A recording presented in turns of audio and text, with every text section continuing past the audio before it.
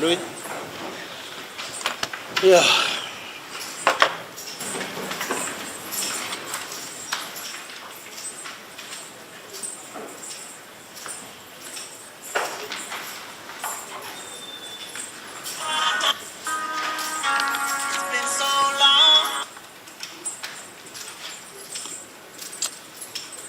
Yes. Yeah.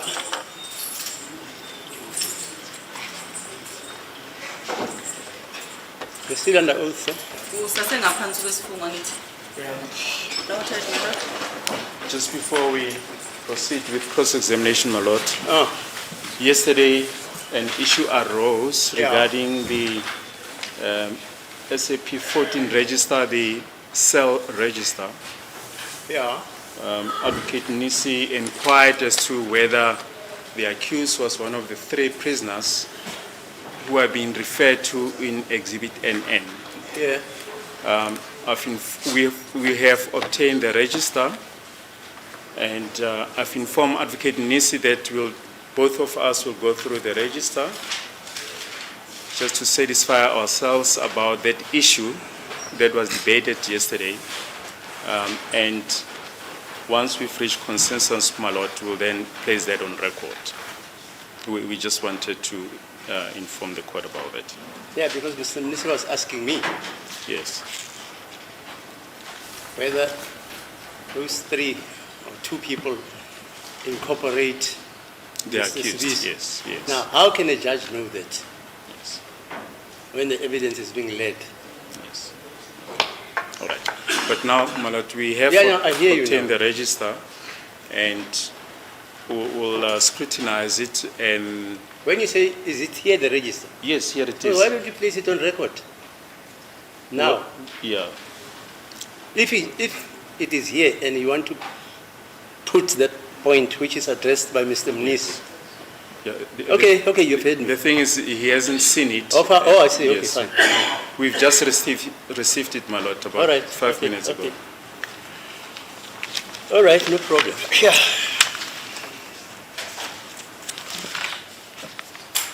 Right, Mr. Sibia, just a few issues outstanding from yesterday's cross-examination before we proceed with the issue of Mr. Magwaza that we were busy with before adjourning.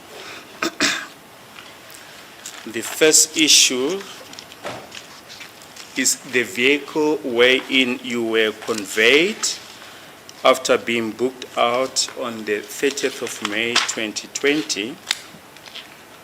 You'll recall that you testified yesterday that you were conveyed in the Nissan Qashqai. Is that correct?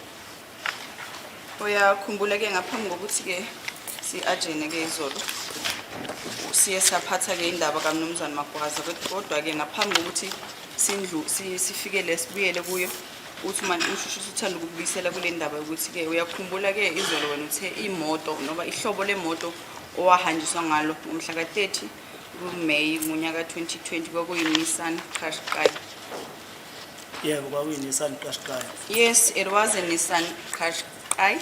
And okunye ebengithe izolo ngicela ukuthi inkosi enkantolo inginikeze ithuba lokuthi ngiyokhumbula kahle. So ngikukhumbulile ukuthi kwenzakalani masifika kulela lokusho la ngamholi. And furthermore, I have made a request that this court grants me an opportunity to go and recall or make a recollection of what had happened on the day in question. And I have now have a recollection of what it really transpired. Yes, we will get to that just in a short while. Sizobuyela ke kulolo daba ngasekudala. Now, regarding the vehicle in which you were conveyed on the 31st of May 2020, firstly, Sergeant Mohola testified as follows on the 20th of November 2023 at page 37.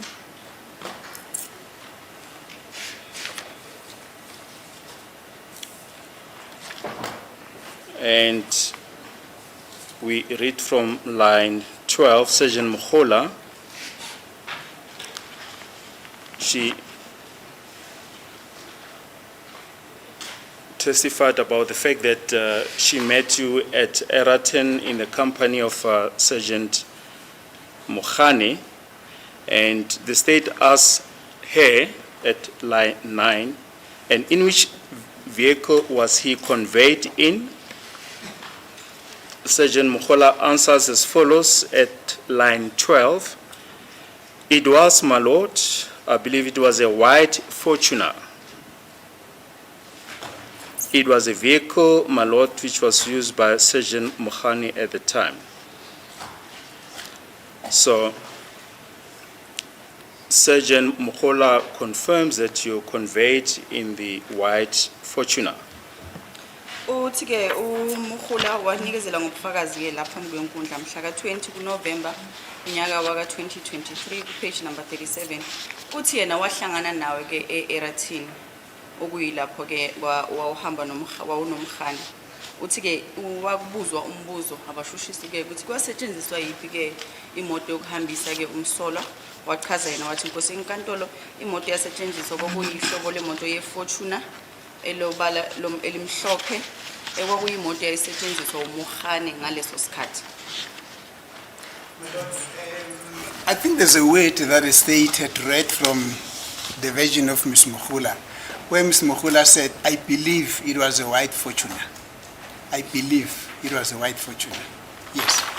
Uthi umnumzana Mnisi ucela ukuthi silungise ke kule nkulumo yakamshushisi ngoba ke umshushisi uvele uthe ke ngiyakholwa ukuthi ngithemba ukuthi imoto emhlophe behlobo leFortune.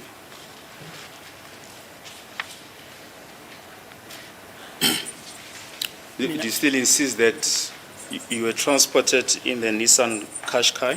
Usaqinisekisa wena ukuthi wawuhanjiswa ke ngeNissan Qashqai. Imoto engangihamba ngayo Nissan Qashqai. The motor vehicle in which I was conveyed in, it was a Nissan Qashqai. Now, during the trial, within a trial, when your counsel, Mr. Mngumezulu, led you, this was on the 5th of February 2024 at page 40, line 3, he says the following.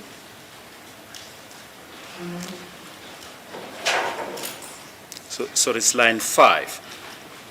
He asks you, so what happened on 31 May, the following day?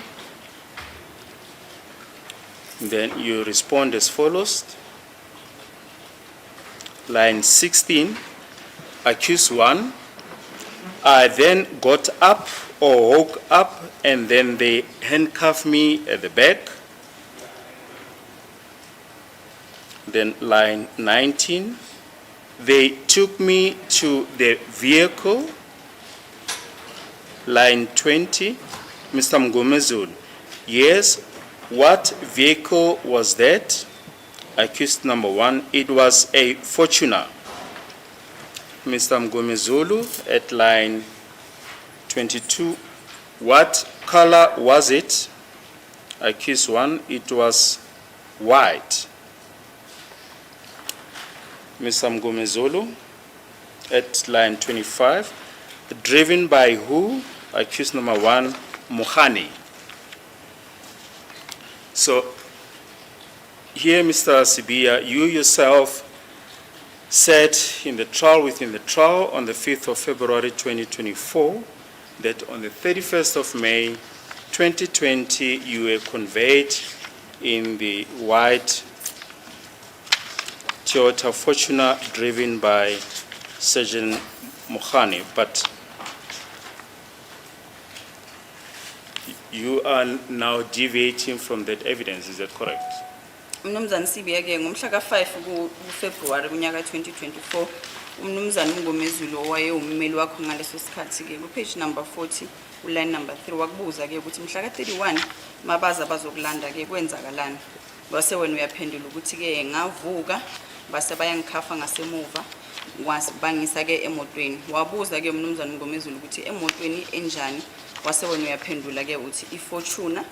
Wase kubuza ukuthi ke injani ngombala. Wase wena uyaphendula futhi uthi imhlophe. Wabuza futhi ukuthi ke yayishayelwa ubani ke leyo Fortuner. waphendula wena wathi yayishayela uMogani. Manje ke iphuzu la kamshushisi ukuthi ke inkulumo yakho yangapha yaku trial within a trial ayisafani nale oyikhuluma manje lapha enkantolo. Yebo, ungasho kanjalo. Kodwa iyafana konke okwenzakalayo yikho lokho okwenzakala ngoba ngisho into mhlawumbe ongathi phambene imoto engayigibela ukuthi we tried in a trial ngathi ngangigibela iFortuna manje ngithi ngangigibele iNissan eqashqayi. Yabo manje ngoba ngithi ngangigibela iNissan eqashqayi ingoba sengikhumbule kahle hlehle ukuthi iyona iphi imoto engangigibele ngalela langa. Lesikhathi kuyi trial ngangazi ukuthi imoto yayikhona wakile ngangakanabi isikhathi sokuthi ngihlale kahle ngikhumbule ukuthi iyiphi imonto engangigibelile ngosuku ebabe ngithatha ngalo uMhali. You may say so, however, everything that has been stated here is what happened. The only difference is that with during the trial within a trial, I had stated that I was driven in a Fortuna, and at that time, I did not have a vivid recollection of what had happened. But I, however, now at this stage remember and had a recollection of what had happened, and I do say that I was driven in a white Qashqai. Silver iqashqayi. The Qashqai was silver in color. Namanje noma ungasuka mhlawumbe uthola ukuthi la isasamba khona mangalandela iAVL yeFortune la isasamba khona mangathiwa uthola indawo enamakhamera ingangiveza ngikule Qashqayi le ngisho ukuthi ngangiphakathi kwiQashqayi ngoba sengikhumbule kahle hlehle manje. If the AVL would be followed up, one would tell the where in which motor vehicle I was in. It would appear, I would appear being in that motor vehicle that I've just stated.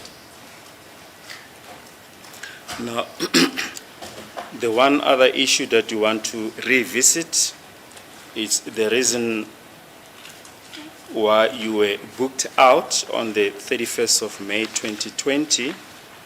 We have already referred to the evidence of Sergeant Mohola, but we further wish to refer to the evidence of Brigadier Gininda. This was during the proceedings of 28 November 2023 at page 12 from line 3. Brigadier Gininda testified as follows. They then arrived back. This is now Constable Munareng with this member as well as with accused number 1. That is now from Diplov. Then at line 12, Brigadier Gininda, my lord, they handed the suspect, accused number 1, to me, and I asked him if he was fine or if he had any complaint. He said he was fine, my lord, and there was no complaint from him. I further asked him, my lord, if he will still be willing to point out the following day. I was very specific, a witch doctor that came up in our discussion, and the answer was yes, he's still willing to do that freely and voluntarily. I then, my lord, indicated to him that Sergeant Mohola with some of the members will come to him the following day to follow up on that witch doctor investigation, that if he should feel that he has changed his mind or he needs assistance or legal representation or whatever concern he may have, and then did not need attorney as well.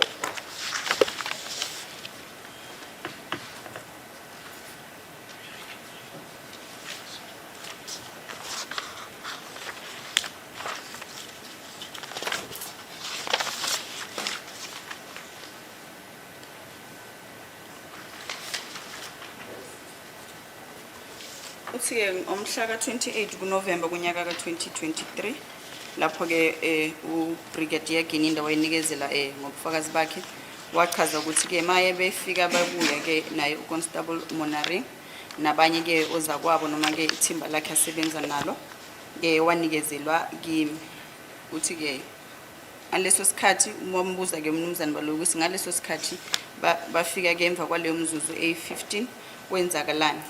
Uthi ke uGininda ke bamnikezela kimi ngase ke ngiyamchazela ke ukuthi usafuna yini ukuthi ke usazimisele yini ukuthi ngelanga elilandelayo ngize kuyena ngaze ngachaza futhi ngaqonda ngqo endabeni ukuthi ke ngifuna ukuthi usazimisele yini ukuyokhomba lapho inyanga ihlala khona wase ethi yena yebo ngase ngiyamchazela futhi ke ukuthi ukwenza lokho yini ngokuzimisela noma ngokuthanda kwakho ungekho ngaphansi kwengcindezi waphendula ngokuthi yebo ke ngase ngiyamazisa ke ukuthi ngelanga osuku olandelayo uzoza ke uDr Warrant uSergeant Mokhula ezomlanda ke ukuthi bakwazi ke ukuthi kuyokhomba lapho ngimchazela futhi ke makuwukuthi ushintshe ingqondo noma ushintshe ke umqondo angakwazi ukuthi ke yafaka isicelo sokuthi ummeli wakhe abe khona wathi ke yena akamdingi ke ummeli. yonke le nkulumo ekhulunywa uGeninda ingamanga ayikho. Everything that Geninda has said, it's a lie. There's nothing like that. Ngoba ngisho ukuthi mangidibana noGeninda siwe noGeninda eFosforas saya eDikloof sasuwe eDikloof bangisa eVerali. I did indicate that upon leaving Phosphorus with Geninda, we went to Dikloof, and from Dikloof we went to Valeria. Namanye amaphoyisa onke ayekhona la ngisuwe nawe eFosforas ngaya nawe eDikloof onke. And all together with all the police officers that were present, we left Dikloof all together to Valeria. Mangisuke eDikloof bangise eVerali ayikho ke letho ekhulunywa uGeninda lapho. When I was taken from Dikloof, I was taken to Valeria. All that this Geninda is saying, it's a lie. And mina ngazani nanyanga le abakhuluma ngayo. And I do not know any nyanga that is being spoken about here. Okay.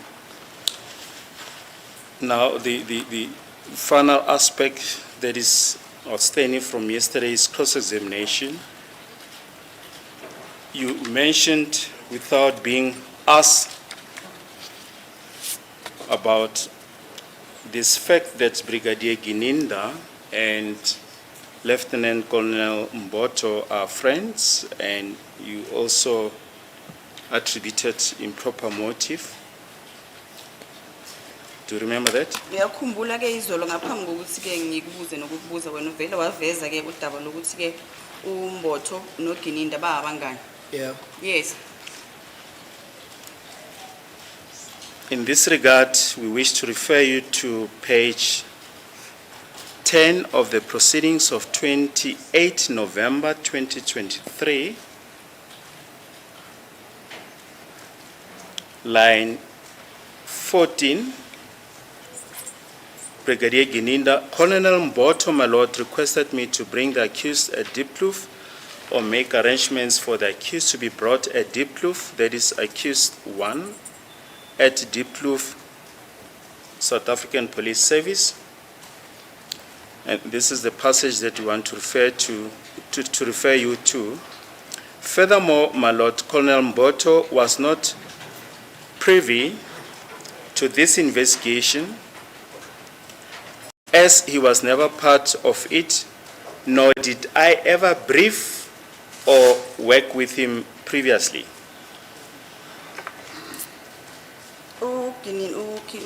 Brigadier Geninda ngomhla ka 28 November kunyaka 2023 line number 14 uyachaza ke ukuthi ngosenkantolo ke uColonel Mboto wafaka ke isicelo kumina ukuthi mangize ngilethe umsolo noma ke umangalelo wokuqala eDikloof Police Station noma ke ngenza amalungiselelo ukuthi ke uyalethwa yena ke umsolo wokuqala uthi ke kanti ke wachaza futhi wathi ngosenkantolo uColonel uKolonel Mboto akazi lutho mayelana nophenyo kuleli cala kanti ke futhi angizange ngisebenze naye ngaphambilini. uKolonel Mboto mina ngikholwa ukuthi uyazi ngoba wafika ngibuza ukuthi mina ngazi ngokufaka Senzo. I believe that Colonel Mboto knows because he asked me as to what is it that I know about Senzo's death. Thank you. Ngamtshela ngathi angazi lutho ngokufaka Senzo. And I told him that I do not know anything about Senzo's death. Now then, to come back to the issue that we were busy with when we adjourned yesterday, namely the issue of Mr. Magwaza, you've just indicated this morning that you'd like to expand on what you mentioned yesterday. You'll recall that yesterday you mentioned that Sergeant Mohola came to you with your cell phone, asked you to input your password. You unlocked your phone. She went to the Red Golf. She came back after using your phone and said that she got what she wanted. You said you'll think about how long she took to come back to you there in the car after using your phone. You can proceed. Izolo sigcine lapho ke uthi wena ke uMogola uye wathatha wafika kuwe wacela ke iPin yefoni yakho wase uyamnikeza makaqeda wahamba waya kule Red Golf lebe bahamba ngayo uthi ke na uye wabuya ukuthi ke azosho ukuthi ngiyitholile lento engiyifunayo kodwa ke wathi usadinga ke isikhathi ukucabanga ukuthi ke uze emva kwesikhathi esingakanani ungaqhubeka ukusukela lapho. Ngizoyiqala nje phansi indaba yami ukudibana nomholi ngalela. I'm gonna start it all over again or fresh on how I met with Mogola on the day in question. Umholi sidibana naye eFosorus We met with Mogola at Vosloorus kuleya ndawo kamasipala at that municipal area, engayibonisa icourt. the one that I pointed out to the court. Masiphuma lapha siphuma imoto ziyehla zibheka ngathi zibheka ngasesayidini laseThokoza. Upon exiting that area, the motor vehicles were driving onwards or towards Vosloorus. This driver ngathi is Vosloorus. This big thing ngathi is Vosloorus. No, Thokoza. Noma Thokoza. Kuthi mina zahamba zabheka ngasesayidini laseThokoza. The motor vehicle they driven headed towards the side of Thokoza. Mazifika kuleli lokishi leli ngalazi ukuthi ngizothi lokishi bani leliya. When they reached or got to this location, which I had indicated that I do not know which location is, Zafike zangena lelo mayingena lelo zaseziyama. they entered that location and then stopped. Wase eyeza umhula kimi ezothi ufuna ngibakhombise inyanga esayisebenzisa amaqedwe ukubulala Senzo. And then Mogola then approached me and said to me he wants me to show him or point out to her Ngamtshela the traditional healer that we had consulted after killing Senzo. ngamtshela ngathi angazilutho ngenyanga angazilutho ngokufaka Senzo ayikho inyanga ayisebenzisa. I then told her that I do not know anything about a traditional healer. I do not know anything about the killing of Senzo. Wahamba wayemotweni wabuye sebuya nefoni yami. She left to the car and upon her return she had my phone with her. Wacela ukuthi ngimfakele iPin efonini yami. She requested me to input my PIN on my phone. Mayiqeda ukungena iPin efoni yami ivuleka ifoni yami wabuyela emotweni. After the input of my PIN, she then went back to the motor vehicle. Ngoba ngithe emotweni angazi ukuthi wafike wenzani. Kodwa ukuthi uzethola inamba kaMagwaza ngoba shuthi wapheja amafoni ami efonini yami. As I've indicated that I do not know what it is that she did when she got to the car, but I believe that she went through my cell phone and scrolled on my numbers. Wabuya weza kule moto lenguyo. She then came. Ngeqashqaye. Then she then came back to the Qashqai in which I was in.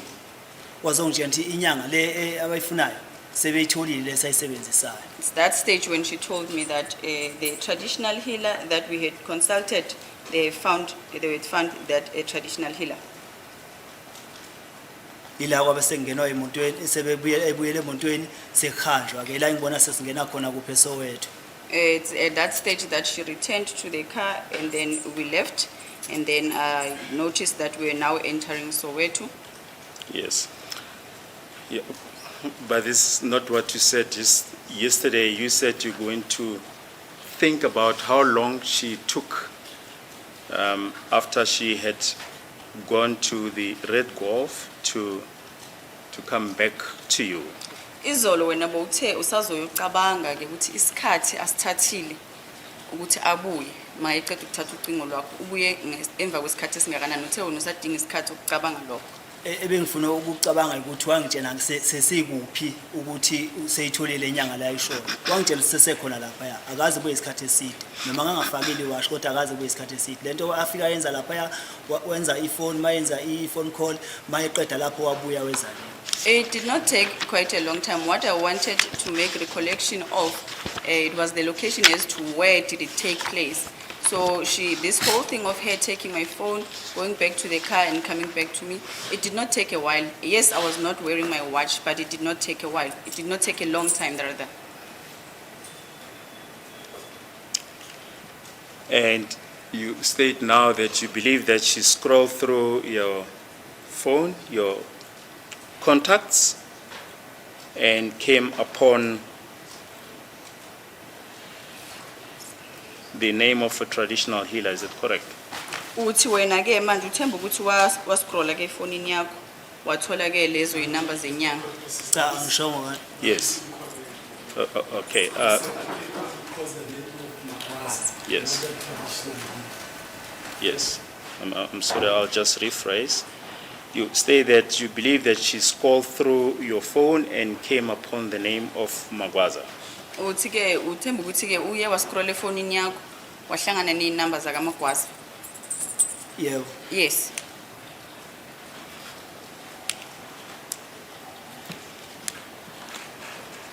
And according to you, how would she have associated you with Magwaza?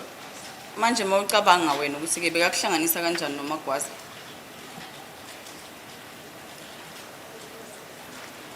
Eish ukumphendulela ngeke ngikwazi kodwa nje umbono wami ngingaba nawo ukuthi wathola inamba efonini yami acabanga ukuthi mhlawumbe yalomuntu amfunayo wase yayifonela kodwa ukuthi ngimkhulumele ukuthi angihlanganisa kanjani ukuthi efonini Magwaza angeke ngikwazi ukumkhulumela.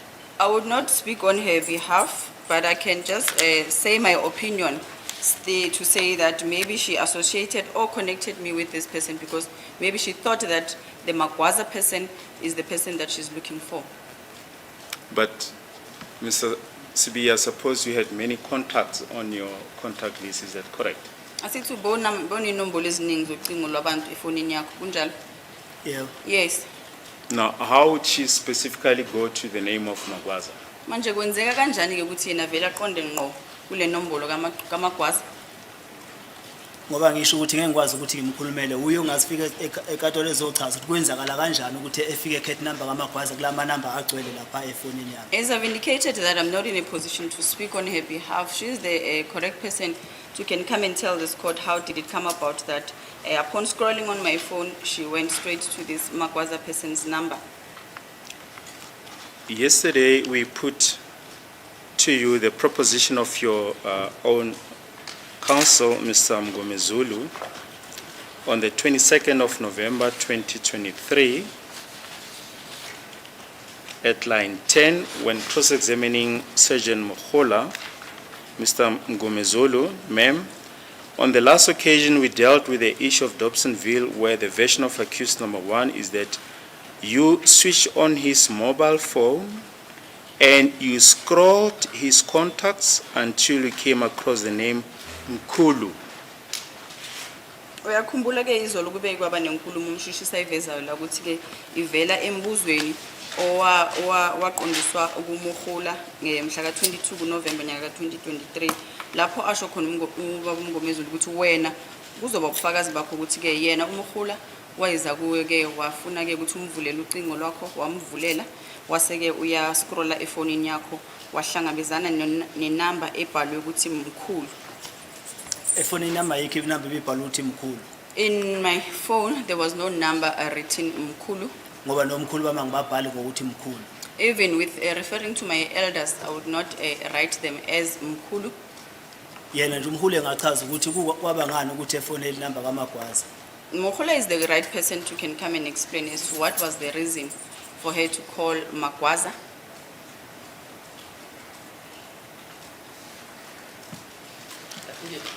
Cross purposes.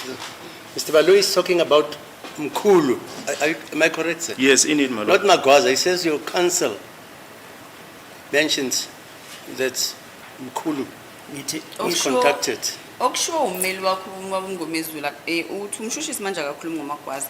Uthi ukhuluma ngaloko kwasho umeli wakho uMnumzana uMngomezulu ukuthi ke wena ubufakazi bakho ukuthi ke ngalelo langa umuhula ethatha ke ifoni yakho wa scroll efonini yakho wathola inamba ebhalwe Mkhulu. namanje ngisasho ngithi efonini yami ayikho inamba ibibhalwe Mkhulu. And uMagwaza lwabamfonelayo bafonela uMagwaza. uMagwaza ifoni yakhe ayibhaliwe ngoMkhulu. I still maintain, my lord, that I do not know any Mkulu, and there's no Mkulu on my cell phone, and they contacted this Magwaza. And baphinde badrive baya eSoweto la kuhlala khona uMagwaza. And they all further drove to Soweto where Magwaza resides. uMagwaza lo bamfonela akukho la kuhlangana khona negama lithi Mkhulu. And this Magwaza person that they called does not associate, and there's got no association with this Mkulu person. So this proposition by your then counsel, Mr. Mgomezulu, is wrong. Manje ke lo dabula veza ubaba uMngomezulu ukuthi wena uzosho njalo kulu wrong. No uMngomezulu wayibuza umhula imibuzo la elayibhoxini. So ukuthi wayesebenzisa siphi strategy sakhe sokuthi mayibuza umhula imibuzo elayibhoxini angeke ngikwazi ukukhuluma lonto leyo kodwa engikushoyo efonini yami akikho inamba ebhalwe Mkhulu and umuntu abamfonelayo akusiyo uMkhulu Magwaza. What happened was Mngomezulu was the one asking questions or posing questions to Mohola in this courtroom, and in whatever strategy that he used, I do not know what strategy he used to ask Mohola questions, but I still maintain that I do not have a Mkulu number in my cell phone. But he said that is your version. Yeah, na Mngomezulu ma ekhuluma uye wathi uwe usho kanjalo kuye. Kodwa mangifika la ebhoxini ngiyayicacisa ukuthi mina efonini yami ayikho inamba ethi Mkhulu and akaze kuze kufonelwe umuntu okuthiwa uMkhulu osefonini yami umuntu abamfonelayo uMagwaza. Imoto zahamba zaye Soweto la kuhlala khona uMagwaza. But I still maintain that I'm explaining here in the witness doc that I do not have a Mkulu person cell phone number in my phone, and the person that was contacted was Magwaza. I hear the state indicating that Mr. Mgomezulu put it on record when he cross-examined Ms. Mohula that it was this Mr. Sibiya's version that when Mohula scrolled Sibiya's phone, he found the name Mkhulu. I hear the state saying that that was Mr. Sibiya's version. I'm not so certain about that, my lord. If then that should be the intimation, then I would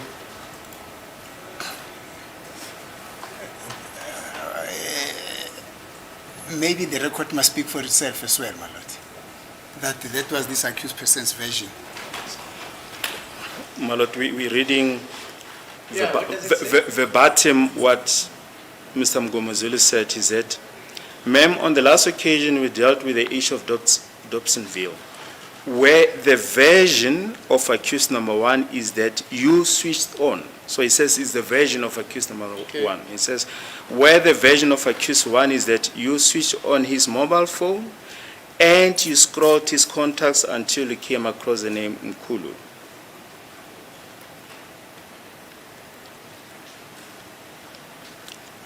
Right.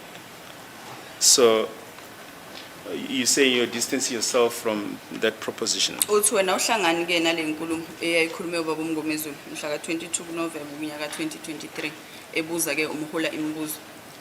Ngicabanga ukuthi sengikhuluma kaningi lento mhlawumbe kumanje kuze kufike manje. Ngithi efonini yami ayikho inamba engiyibhale ngokuthi Mkhulu. And umuntu abamfonelayo akusiye uMkhulu, bafonela uMagwaza baze badrive baya kuMagwaza eSoweto. I think I've stated this many a times until up to now, and I'm still maintaining that there is no Mkulu's numbers in my cell phone. No, and the Kinina- person that they called, it's Magwaza, not Mkulu. Noginene ngangibatshena kanje ukuthi angazi lutho ngokufaka Senzo Meyiwa. Babelokhu beqhubeka bengishayela khona ukuthi bafuna bona ngize kube ngazi ukuthi khona engikwazi ngokufaka Senzo Meyiwa. Lokhu ngibatshena angazi lutho ngokufaka Senzo Meyiwa. Namanje ngiyasho ukuthi ayikho inamba efoni yami ebhalwe Mkhulu. And And with, umuntu abamfonelayo akusiye uMkhulu, bafonela uMagwaza. and with regards to Gininda and them, they continued to assault me, wanting me to admit that there is something that I know about Senzo's death. However, I maintained, and I still maintain until this point, that I do not know anything about Senzo's death, and I do not know any Mkulu person on my cell phone.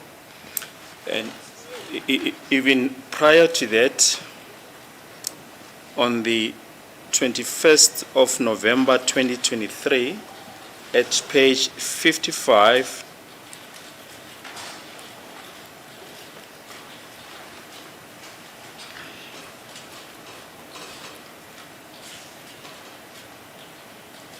line 21, Mr. Mgomezulu put the following proposition to Sergeant Mkhola. Accused 1 will deny that because he instructed me to say his phone was switched on and then you made a call to the person who reflected to be Umkhulu on his phone. Uyaphinda futhi ke umnumzana uMngomezulu kungalo lona lelo langa lelo lange-22 kuNovember kunyaka 23 ebuza ke uConstable Mohula ukumbuza ke wamtshela ukuthi wena iloko wena umtshele khona uMngomezulu ukuthi yena uConstable Mohula wavula ke ifoni yakho wafonela ke umuntu ekuthiwa ke umkhulu usho uMngomezulu uthi ke iloko ukushiwa uwe ekubeka kuMohula. You called that person who gave you the directions to Dobsonville, where you realized that that person was also inyanga of accused 1. Uthi ke kwafuna uthi ke ubaba uMngomezulu kubeka ke kuMohula ukuthi nina nafonela ke lo umlisa lo noma lo umuntu loyo owanibonisa noma ke wanilayela ukuthi ke indlela khanjwa kanjani ukufika lapho kanti naye lo umuntu kwatholakala ke ukuthi uyinyanga yakhe umsolo wokuqala. Slowly, because I want to understand.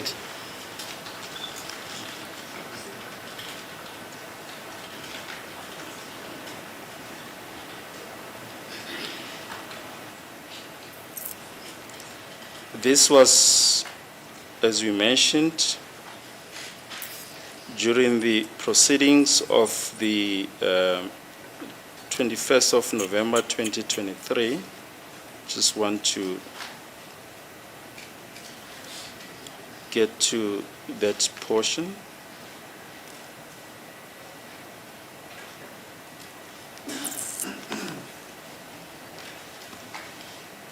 November 2023, page 55, line 21, Mr. Mgomezulu. Accused 1 will deny that because he instructed me to say that his phone was switched on. Then you made a call to the person who reflected to be Umkhulu on his phone. Kwathiwa ke ubaba uMngomezulu masebeka ke lo umbuzo kuMohula mhla ka-21 kuNovember kunyaka 23 wathi ke umangalelo waqala uzokuphika lokho ngoba ke uthi yena umangalelo waqala wena Mohula waswitcha ifoni walayita ifoni yakhe maqeda lapho wafonela inamba ekwakutholakala ke ukuthi ibhalwe Umkhulu. You called that person who gave you the directions to Dobsonville. Uthi ke umbaba uMngomezulu kuMohula nafonela ke lo umuntu owanibonisa ke noma ke wanilayezela ke ukuthi nizofika kanjani kuleyo ndawo yase Dobsonville, where you realize that that person was also inyanga of accused 1. lapho ke nabona khona ke noma nathola khona ukuthi lo umuntu loyo onilayezayo ukuthi nize nifike kanjani eDobsonville naye uyinyanga yakhe umangalelo wokuqala. Lento le ngiphinde ngiyibeke kanje umshushisi einsukwini ezendlule yena ngokwakhe uke wenza imistake ngerecord wakhomba inamba wathi line number 24 ekhuluma ngepholo maqede mabe bethola ukuthi akusiwona u24 wathi wenze imistake. I would like to bring it to this court attention that in the past days, the prosecutor has made a mistake with regards to the lines and the records. Then he said that there was a line 24, and later it was discovered that it was not a line 24, and then he said that it was a mistake. So ngebhadi uba Mngomezulu akasekho ukuthi ayikhulumele ukuthi angiunderstanda kanjani uma ngimchazela lenkulumo. It is with unfortunate that Mr. Mngomezulu is not here before there is no more and is not able to say whether there is a part or a portion where he made a mistake or not. Njengoba namanje ngiyiphinda umuntu owayalela amaphoyisa la kuhlala khona uMagwaza yimi masifika eSoweto. And I still maintain and repeat that the person who gave directions to Mohola and them, it was myself in Dobsonville in Soweto. Yes. Akazi bezibelayo lo muntu osefoni ngoba masifika eSoweto bathi mina angiba direct la kuhlala khona uMagwaza eSoweto yimi engahamba ngawubabonisa la kuhlala khona uMagwaza eDobsonville. I'm the one who pointed out to Magwaza's place of residence. On our arrival at Dobsonville, they said to me that I should point where Magwaza stays. Njengoba ngisho anginayo inamba ebhala ukuthi imkhulu efonini yami. And as I've already made mention of the fact that I do not have a Magwaza's number on my cell phone. And umuntu abamfonela Sorry, a number, Mkulu's number on my cell phone. and umuntu abamfonelayo akusiyena umkhulu uMagwaza umuntu abamfonelayo. And the person that they called, it's not Mkulu, it's Magwaza. Babefika eSoweto uMabhena wangicela ukuthi angiba direct la kuhlala khona uMagwaza. On our arrival in Soweto, Mabena requested me to give them directions of where Magwaza resides. Ngabathatha ngabasala kuhlala khona uMagwaza. I then took them to Magwaza's residence, And uMagwaza mina angimazi njengenyanga. and I do not know Magwaza as a traditional healer. Your comment about the mistake regarding the passage, the page is in fact wrong, and that is on record, but we leave it at that. Ukuphawula kwakho mayelana nendaba yama-page ke i-wrong. Ikhona lapha i-record elichazayo ukuthi kwaku-page bani ku-line bani. Yes. No, So, bengishola ukuthi ngoba umshushisi washo yena ngomlomo wakhe ukuthi wenze imistake mayethi u24 kungesiwona u24 washo ngomlomo wakhe ukuthi wenze imistake. So ngishola ukuthi umngomezulu mhlawumbe nabantu ukhona ngabe uyasho ukuthi wangi-understanda kanjani mangimchazela le nkulumo le engayimchazela. No, what I'm trying to get at is that you've made a mistake, and you've admitted that you've made a mistake. And if Mr. Mngomezulu was here with us, he was going to also indicate whether he got correctly my instructions or not. yes, we leave it at that because you're completely wrong. That's not what happened. Uthi ke sizoyishiya kanjalo ngoba kusiyiloko kwenzakele. Kodwa lokho kwenzakale yikho lokho engikushoyo. But what happened is what I'm saying before this court. I see that you're making your best endeavors to distance yourself from the name Umkulu.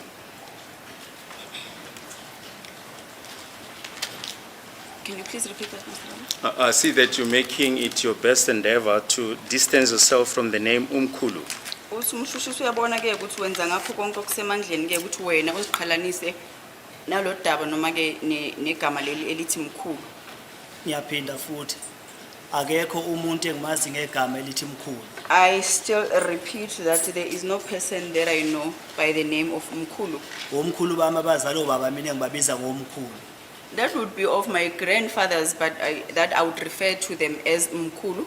Kodwa futhi mangibhala amafoni abo angiwabhala ukuthi mkhulu ngoba beba ngaka nje ngiwabhala ngamagama abo. But upon recording their cell phones on my their cell phone numbers on my number, I would not write them as Mkulu.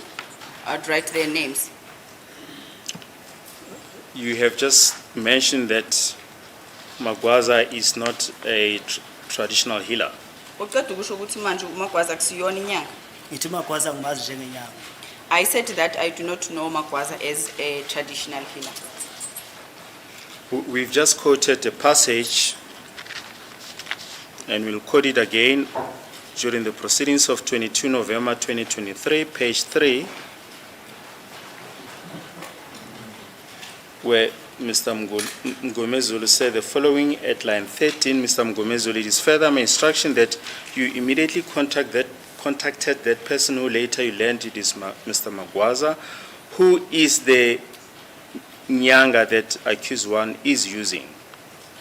Uyaqhubeka ke enkulumeni yakhe uMr. Mngomezulu eqondise kuye ke uMogola ethi ke kuloko kushiwo wena ukuthi ke baqhubeka bafonela lo muntu ke owababonisa ke ukuthi ke uMagwaza Can you please repeat that Magwaza is?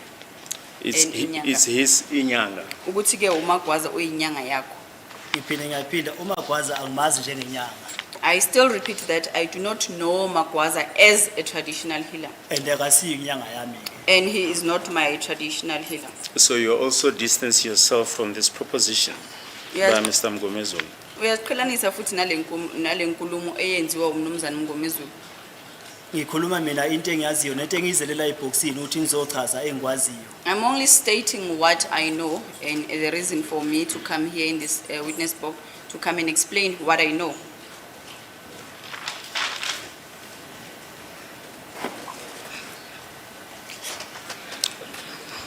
What was the relationship between you and Mr. Magwaza? Can you just maybe repeat that?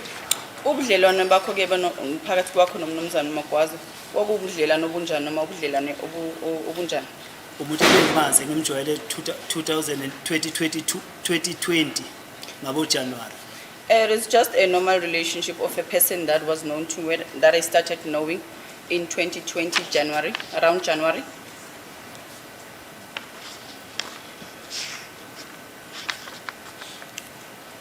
So you deny that he was your inyanga? Uyaphika wena ke ukuthi wayeyinyanga yakho. Wayengesinyanga yami He was not my traditional healer. ngoba ngisho ukuthi angimazi njengenyanga. As I've indicated that I do not know him as a traditional healer. Right. Sergeant Mohola testified that they carried out an investigation there at the house of Mr. Magwaza, and they then left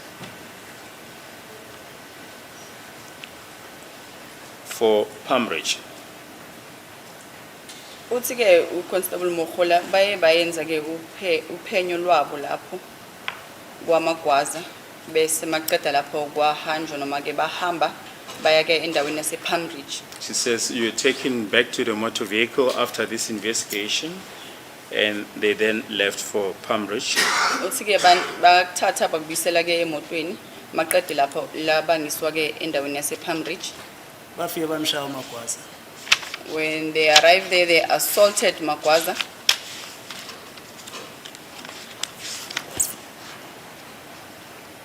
Yes, I've put it to you that after an investigation there this is what you stated in your evidence in chief. Bese ngisho ukuthi Why was he assaulted? wayeshayelwana. Iba bangaphawula ukuthi bayemshayelana. They can be the ones that to comment on that as to why were they assaulting him.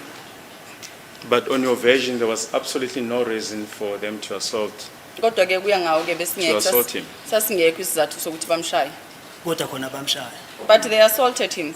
Right.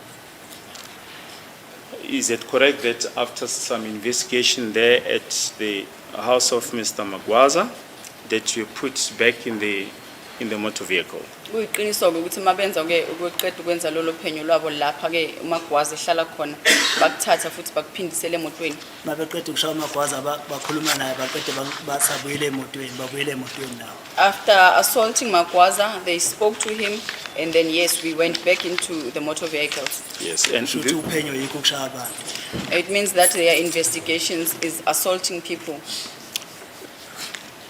and Mr. Magwaza lives in Dobsonville, is that correct? Umnumzana Magwaza uhlala eDobsonville kunjalo.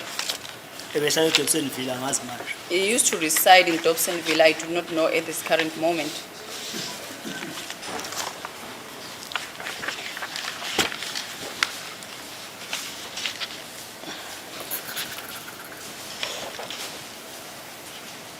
The AVL report, the auto vehicle location indicate that on the 31st of May 2020 at about 15:20 and 55 seconds, you are nearing Jonas Moabi Street, Dobsonville, Soweto. Is that more or less the time that you arrived at Mr. Magwaza's house? I-AVL ibonisa ke ukuthi mhla ka-31 kuMay kunyaka 2020 ke ngesikhathi sabo 15:20 55 seconds benihamba endaweni yaseJohannes Moabi Street. Ngabe izona inkathi lezi enani ngazo eDobsonville? Isikhathi ngangenaso. I did not have time with me. So this is the AVL of the Toyota Fortuner with registration number FV47 LRGP, and this was on the 31st of May 2020. Lena ke i-AVL ye-Fortuna ehamba inumber registration yakhona ithi LV47 LRGP. Which serves as exhibit MM3A before this court. Iwubufakazi nama MM Yeah. Yes. And it indicates that at 15:22:08, the ignition was switched off at Jonas Moabi Street, Dobsonville, Soweto. Ibonisa futhi ke ukuthi imoto yaqishwa ke ngesikhathi saka 15:22 eDobsonville noma ke emgwaqweni uJohannes Moabi Street. Yeah. Yes.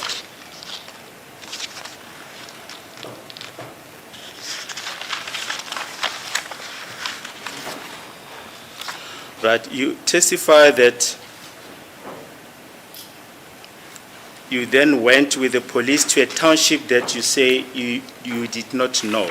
Is that correct? Uye wanikezela ngomfakazi ke ukuthi nahamba ke naya ke endaweni ithizeni ongayazi wena. Kwilokishi ongalazi. Is that correct? Kunjalo? Cela ungiphindele umbuzo. Can you please repeat the question? You testify that you went with the police to a township that you say you do not know. Uthe wena ke mawunikezela ngomfakazi bakho ke niyena hamba namaphoyisa naya ke kwilokishi wena owawungalazi. Yeah. Yes. And you say it was at a double-story house. Uthe ke kwakuyindawo noma ke indlu yehlobo le double story. Cha. No.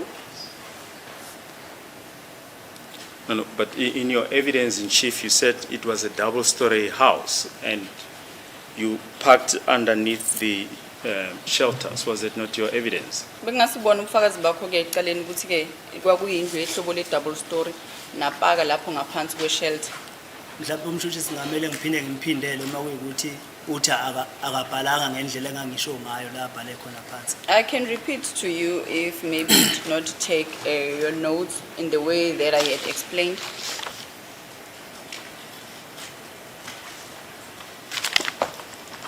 Yes. Is it about the double-story house? Yes. The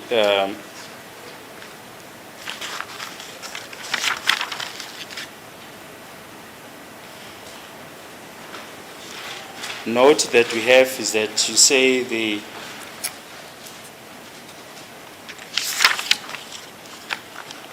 police took you to a double-story house. They took me to a I'll just start just before that.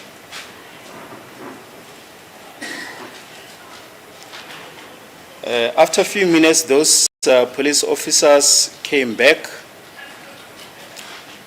That is now from Magwaza's house, got back into the motor vehicle. We departed. They went to buy food. I watched them eat. We went back to the township that I said I don't know. They took me to a double-story house.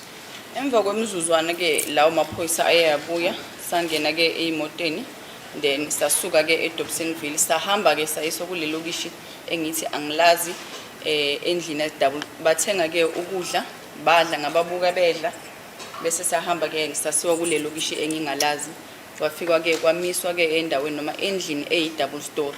Motor vehicles stop under a shelter. Uthi ke imoto zamiswa ngaphansi komthunzi noma ngaphansi kwe shelter.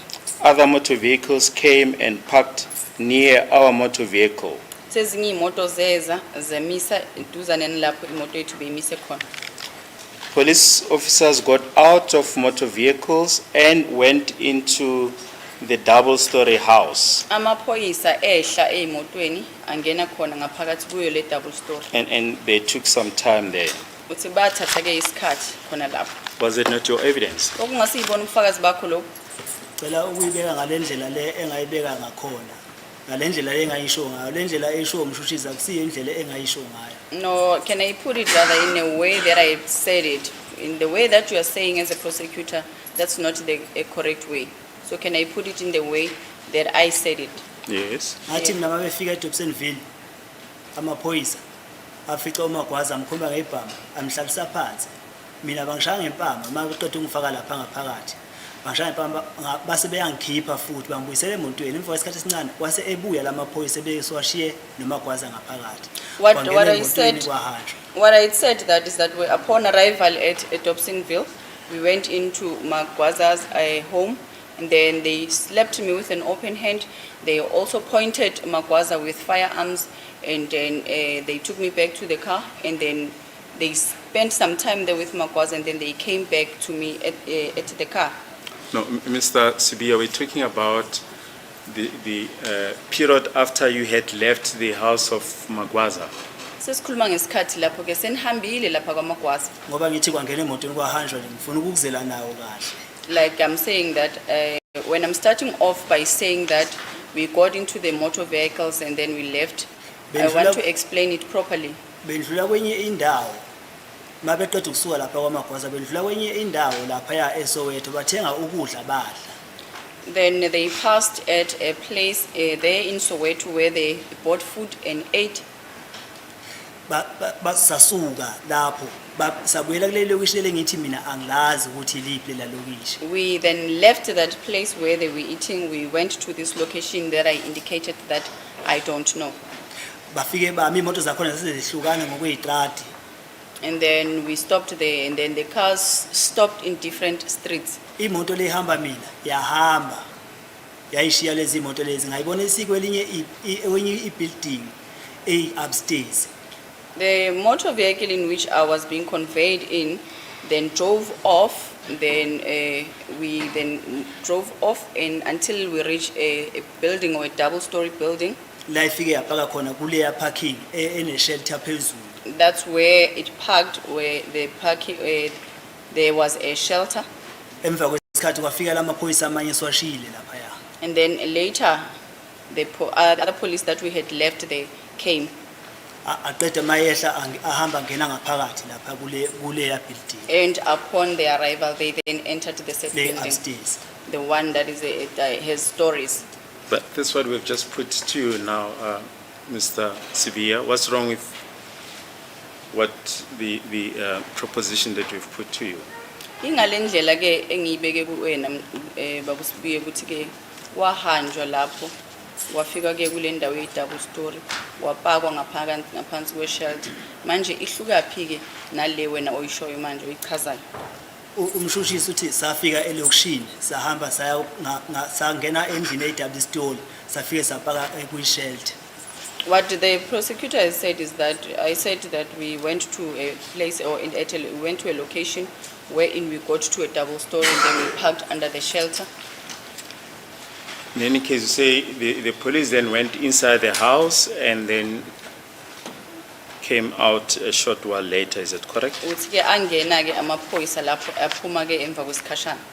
Angena kule building aphuma emva kwesikhatshana athatha isikhathi. In this building that I'm referring to, they did not take a short while, they took a long time.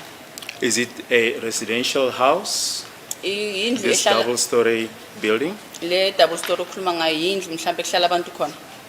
Ngithe ibuilding I- akusi umuzi. It's not a house. I said it was a building. Yes.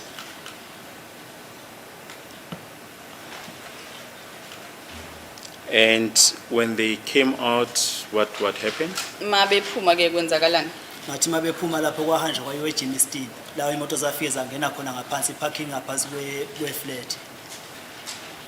And then from there, the motor vehicles then drove to Jimiston, wherein they parked at a set of flats, and the parking it's underneath the flats.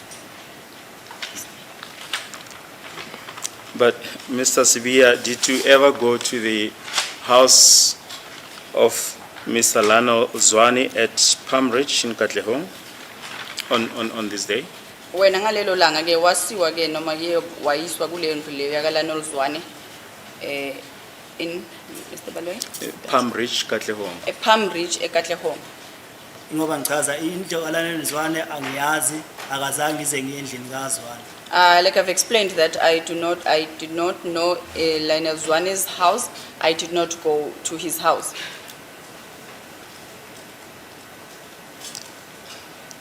Mr. Sibiya, are you saying that on the 31st of May, 2020 in the evening, you were never at the house of Mr. Lionel Zwane, the traditional healer who testified. Mnumzane Sibiya wena ufuna ukuthi ke nge31 zaka May kunyaka ka2020 ke ebusuku kwakhona awuzange wena ke uye endlini yaka Lionel Zwane lo wafika la wanikezela ngobufakazi. Ngithi indlu ka Lionel Zwane angiyazi, I am saying that I do not know Lionel Zwane's house angaze ngize ngiye kuyo. and I've never went to it. Right. Now, as we've mentioned, there are AVL records that indicate that at 31 or on the 31st of May 2020 at 17:46 10 minutes, the Toyota Fortuner, with registration number FV47 LRGP, was driving near Palm Ridge Road, Palm Ridge, Katlehong. Manje ke iAVL iyabonisa ke ukuthi leya Fortuna leya umhla ka31 ku May unyaka ka2020 ngesikhathi saka 17:46:10 yayishayela ke endaweni yase Palm Ridge eKatlehong. Nale I'm listening. Then on the same day, 31 May 2020 at 17:46:41 near Palm Ridge Road, Palm Ridge, Katlehong, ignition off. Eyabonisa ke futhi ukuthi ngalo lona lolo suku lolo ngo17:46:41 yaqishwa ke imoto. nale I'm listening. Yes.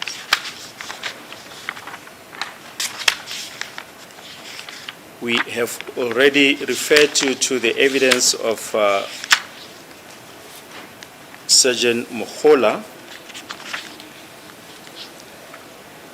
Sergeant Mohola testified that you are the one who took them to this particular house.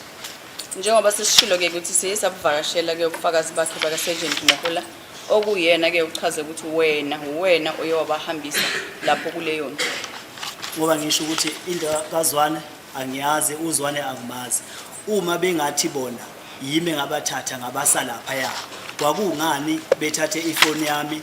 Uma bethi mina ngaya lapha ngokuthanda kwami, kwakungani bethathe ifoni yami befonele umuntu osesowetho besuke lelo ngishilo beye eSoweto bephinde bebuye eSoweto mabefike bekhuluma noZwane no Magwaza bethu ukuthi akusiyelo umuntu abamfuna bese beyabuya. Uma bethi mina ngangenza lento le ngokuthanda kwami noma ngangenza into engiyaziyo bengazenzeli bona into yabo abazenzela yona, mina ngasilutho ngoZwane. I do not know this Zwane person, and if they are saying that I did that voluntarily, why is it that they made a call to this person and then I had to take them to Magwaza's place? Then I do not know anything about this person. If that's the case, if they are saying that I did this whole thing voluntarily. Ukuba mina ngangazi ngikhuluma ngoZwane, ngazi ngoZwane ngangizobasusa la engisuka khona ngiyobabonisa straight nangoZwane, kodwa manje ngokuthi angazi lutho ngoZwane ingakho bethatha ifoni yami befuna ama number asefonini yami befonela umuntu abamfonelayo besuka la basuka khona eSoweto la kuhlala khona uMagwaza beze bephinde bebuya futhi bephinde beye kulelelo kushilela abaya kulo. Ngithi mina angilazi ukuthi ngizothi lo I told them, like I've mentioned, that I do not know anything about Zwane. And if maybe I knew that this Zwane person, I would have pointed it to him straight to this Zwane person. But I told them that I do not know this person they are looking for. They took my phone, went through my phone, scrolled through my phone, and then we proceeded to Magwaza's place. So how could it be that I then had to go and point out to a place that I do not know, to a person's house that I do not know, which is this Zwane? I do not know anything about this Zwane person. ngoba ngisho lo uZwane lo ngiqala ukumbona mayela ibhoxini ngihleli lapha ya. And I did make mention of the fact that I've started seeing this Zwane person when he was in the witness stand while I was in the dock. Naye futhi uZwane akangazi. And- Wayekhandiwe nje ukuthi ekhulume ngosibeka akangazi uZwane ngoba wahlule ukuthi engikhombe ngilapha ya, angimazi akangazi naye. This Zwane person does not even know me. It was just something that was planned because it couldn't even point me out while I was seated there, over there. Now, during the proceedings of 20 November 2023, page 38,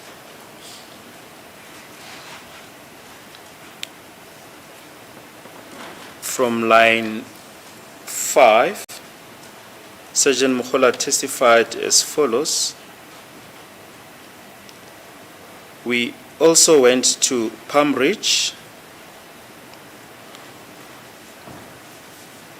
Uthi-ke ngabo uSergeant Mkhula ngazo 20 zaka November kunyaka 2023 uthi saphinde saya-ke nasendaweni yase-Palm Ridge. Lale. I'm listening. It is a place where Umkhulu is staying, the witch doctor. Ukuthi yilapho-ke umkhulu ehlala khona oyinyanga. Uye mazi umkhulu uthi uhlala kuphi. Mohole Mohole is the one that knows where he stays. I don't. Line 11. Yes, my lord, when we arrived there, accused one is the one who pointed out the house. Uthi yebo-ke inkosi enkantolo-ke mase sifikile lapho kuleyo ndawo mangalelo wokuqala uyena-ke owayikhomba lo muzi. Namanje ngiyasho umuzi kaZwane angwazi uZwane angimazi. I still maintain and repeat that I do not know Zwane's house. I do not even know Zwane.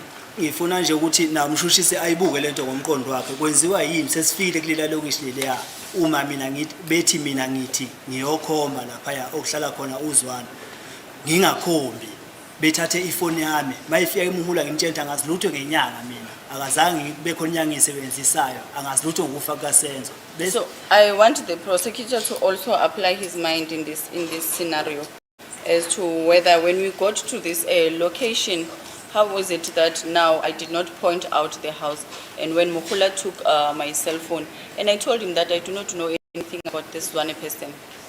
Bese efonini yami evula ifoni yami ehambe befonela umuntu abamfonelayo besuki lelo ukuthi behambe beye eSoweto. They took my cell phone and called this person that they wanted to call and move away from the location where they were at and go to Soweto. On the 21st of November 2023, page 56, at line 14, Sergeant Mukhola testified as follows. My lord, I would like to state that accused one, he is the one who was leading us to where Mr. Lionel Robert Zwane, who is known as Umkhulu, was residing. Accused one is the one who took us to his address, and also he is the one who confirmed after I asked him if this is the Umkhulu that he was referring to, he did confirm, my lord.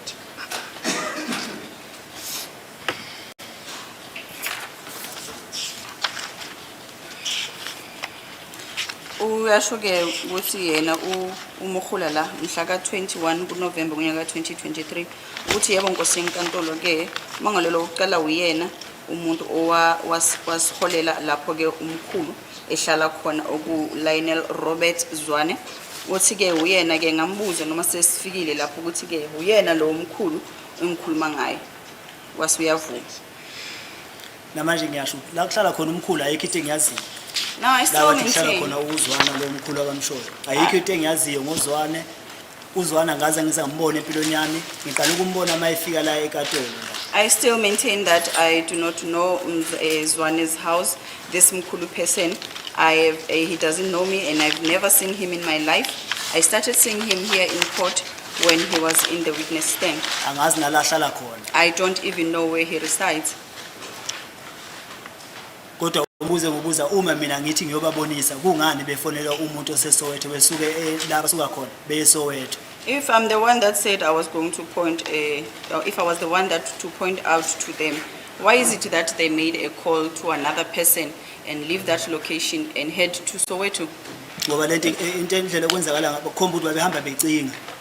No, this shows that they were still searching. Befuna nje umuntu abazomkhandela istory kuphela. They wanted a person that they will create a story. During the proceedings of 4 September 2023, page 21, from line 8, Mr. Zwane testified as follows. When the state asked him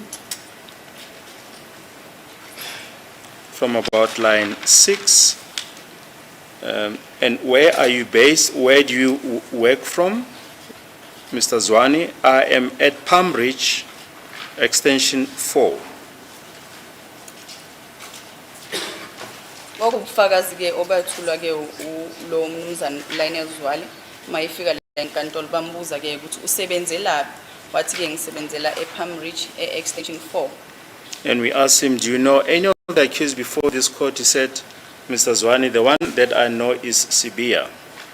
Wabuzwa ke umbuzo ukuthi ke kulaba amangalelwa laba abavela lapha phambi kwenkantolo kukhona yini obazi. Wathi ke umuntu engimaziyo ke uSibia.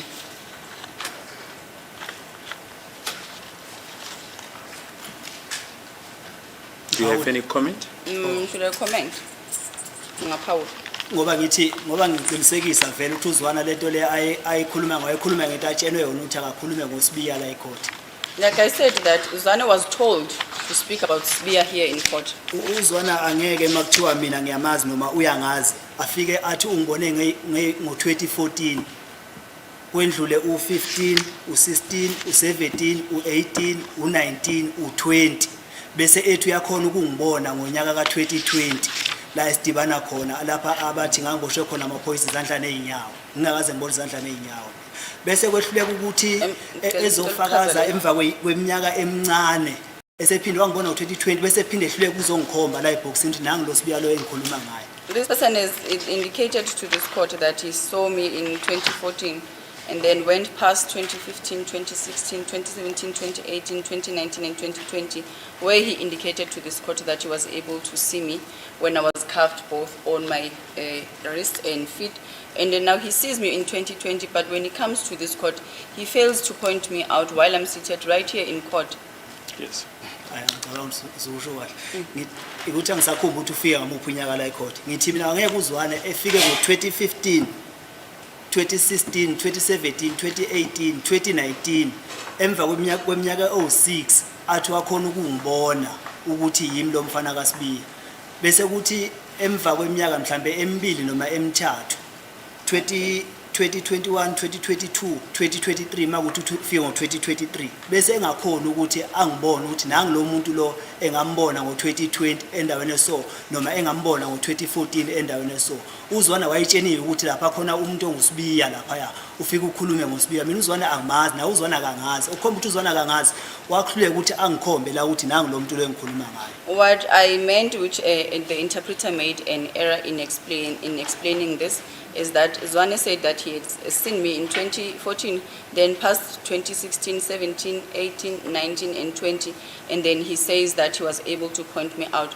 But when he sees me in 2020, then I can't remember whether he came to testify here in court in 2021, 2023, then he fails to point me out here in court. He was just told that there is a Sibia in this court and what he must say. Now, during the proceedings of 20 November 2023, page 38, Sergeant Mukhola testified as follows. When we arrived there, my lord, accused one is the one who pointed out the house. Other members went inside the house. Uthi mase sifika lapho kuleyo ndawo ke mangalelo oqala uyena ke wakhomba leyo ndlu abanye amalunga wamaphoyisa bangena ngaphakathi. Namanje ngiyasho angaze endlini kaZwane akumazi uZwane. I still maintain that I do not know Zwane's house and I do not know Zwane. Angaze ngize ngakhomba umuntu. I never pointed out anyone.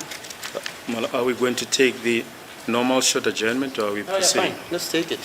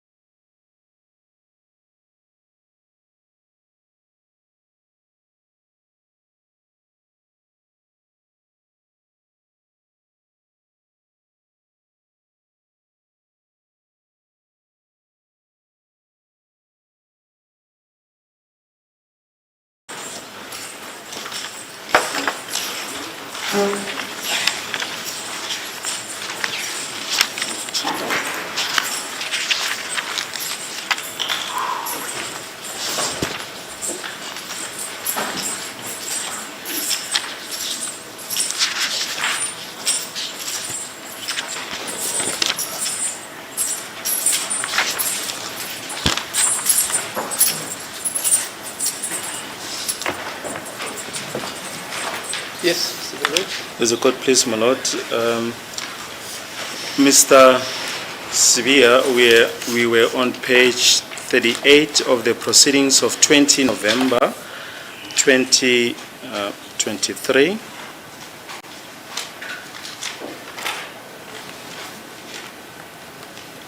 Line 14.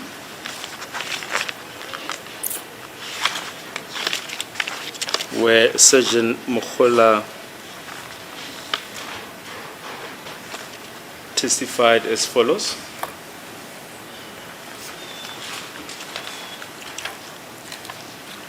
Ms. Mokhola and my lord, other members went inside the house.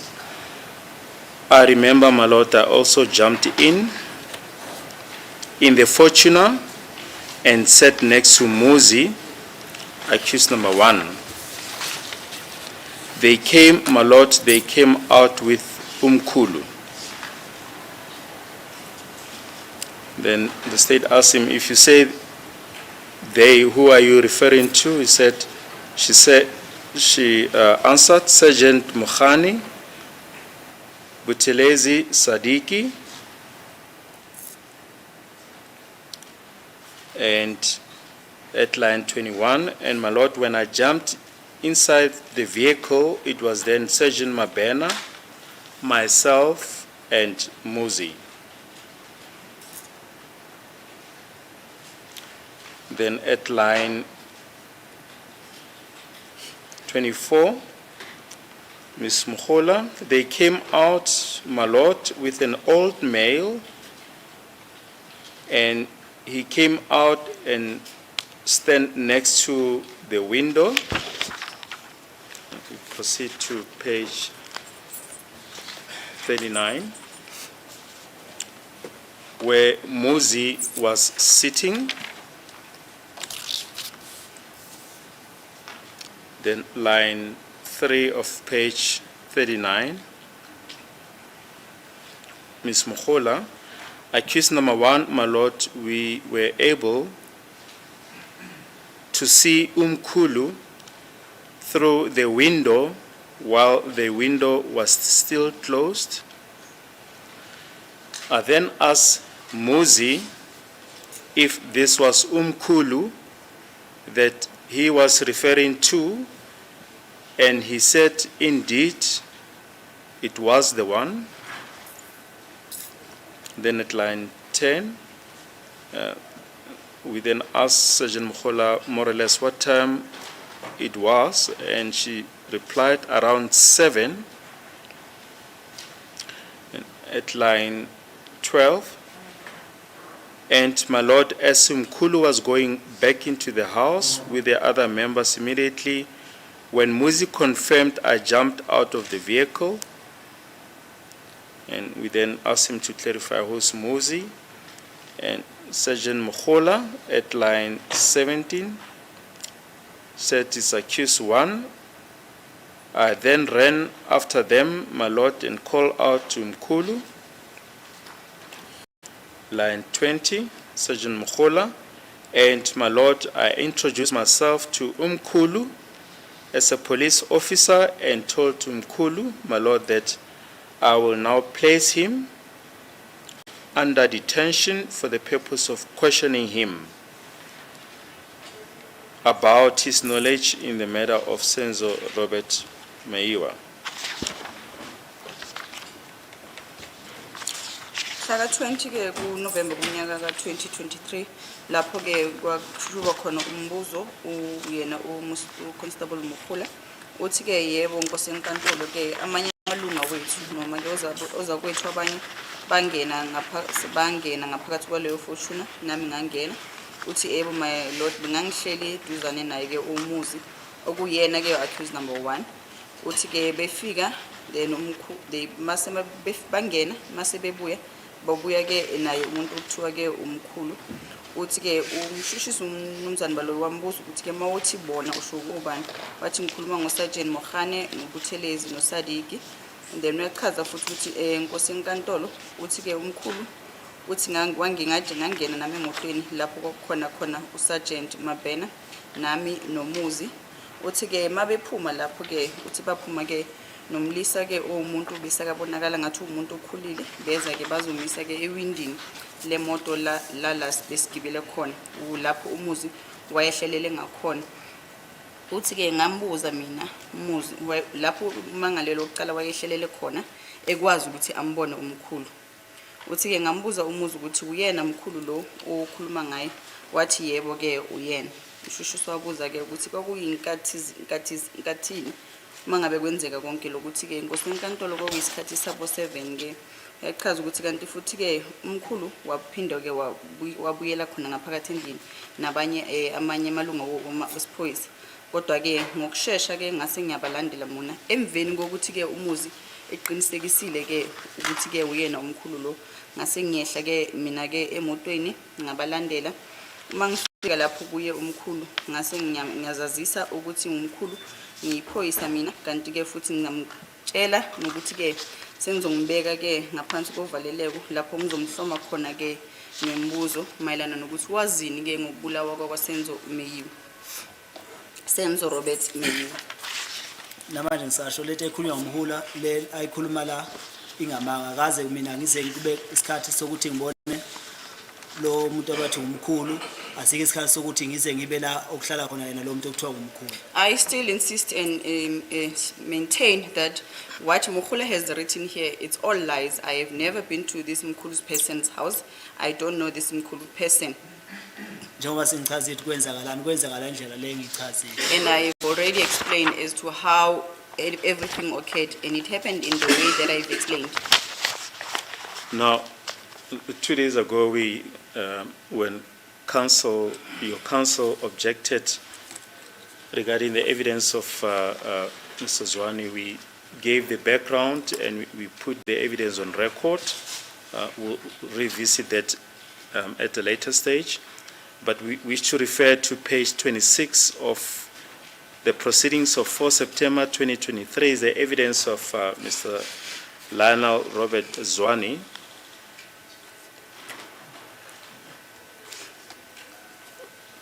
We read from line 1. The eventuality was that there was a stage where they now came back again, now in the company of the police, and at line 16,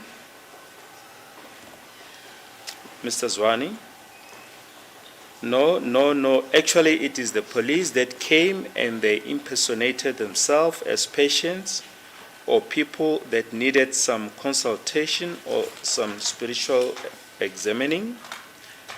So they came as patients to me and I told them that I'm not examining now, I'm closed.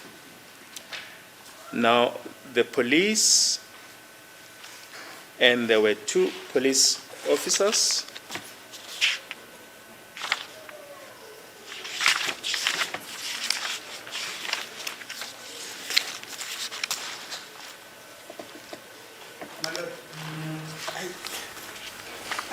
I don't know where does this exercise take us to. If it is the state's argument that Mr. Sibiya on that day saw Mr. Lionel Zwane, let them put it to Mr. Sibiya. And if it is their argument that Mr. Zwane, when he testified in the box there, that Mr. Zwane actually pointed out that Mr. Sibiya, let them put that to Mr. Sibiya rather than repeating the whole record as is, my lord. All this information is on record. Otherwise, we'll be here until Jesus comes back. My lord, we're not going to take shortcuts. Mr.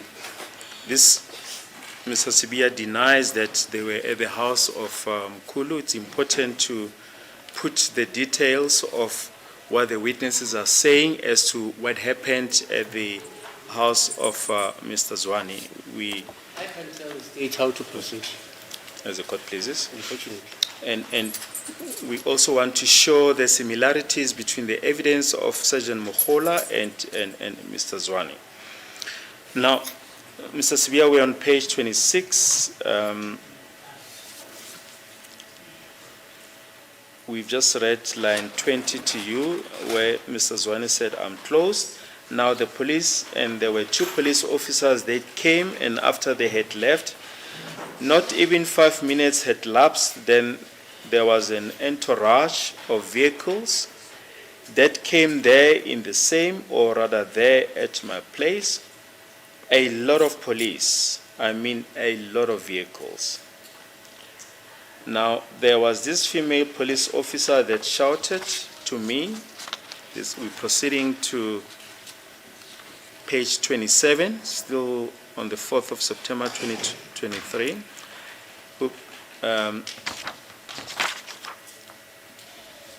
Now, there was this female police officer that shouted to me or called out loud to me, and she was saying, "Mkulu, Mkulu," meaning grandpa, grandpa, and they were busy hitting the gate there. And that police officer, I saw her, she's here. I saw her, she's here. I stood up and I walked to the outside. When I got to the gate, the vehicles were packed in a series form like that. Line 8, I got there and I opened the gate and they got inside. Then we walked into my house together with the police officers. When we got inside, that is when I heard that there is some matter that I need to respond to. There are young people that had been arrested or apprehended, and they made mention of my name. Now, from there, we walk to the outside now. We walk up to the street. Now, when I got to the outside, the police were outside. They were crowded in that area, and they were standing just as these people are seated here, and there were many of them. And proceed to page 28, still on the 4th of September 2023. Line 19, Mr. Zwane. She only screamed at the gate there saying, "Mkulu, Mkulu." That's when I walked out. I went to them right there at the gate. Then I asked them, "What is it? What happened in the night?" Yes, and they was something that was said to the effect that Mkulu opened the gate, or grandpa opened the gate, where police officers want to get inside. We've just put that portion on record.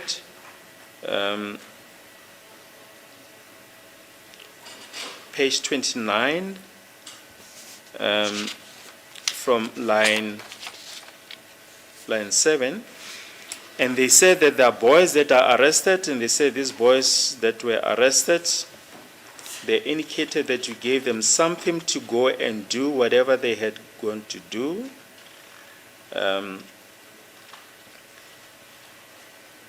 I'm just a person that has to help. I'm a helper of people. Where I was standing, they took a picture or a photograph of me from where I was standing. They handcuffed me then. They took a picture of me and they showed it somebody, and that particular person would then say, "This is."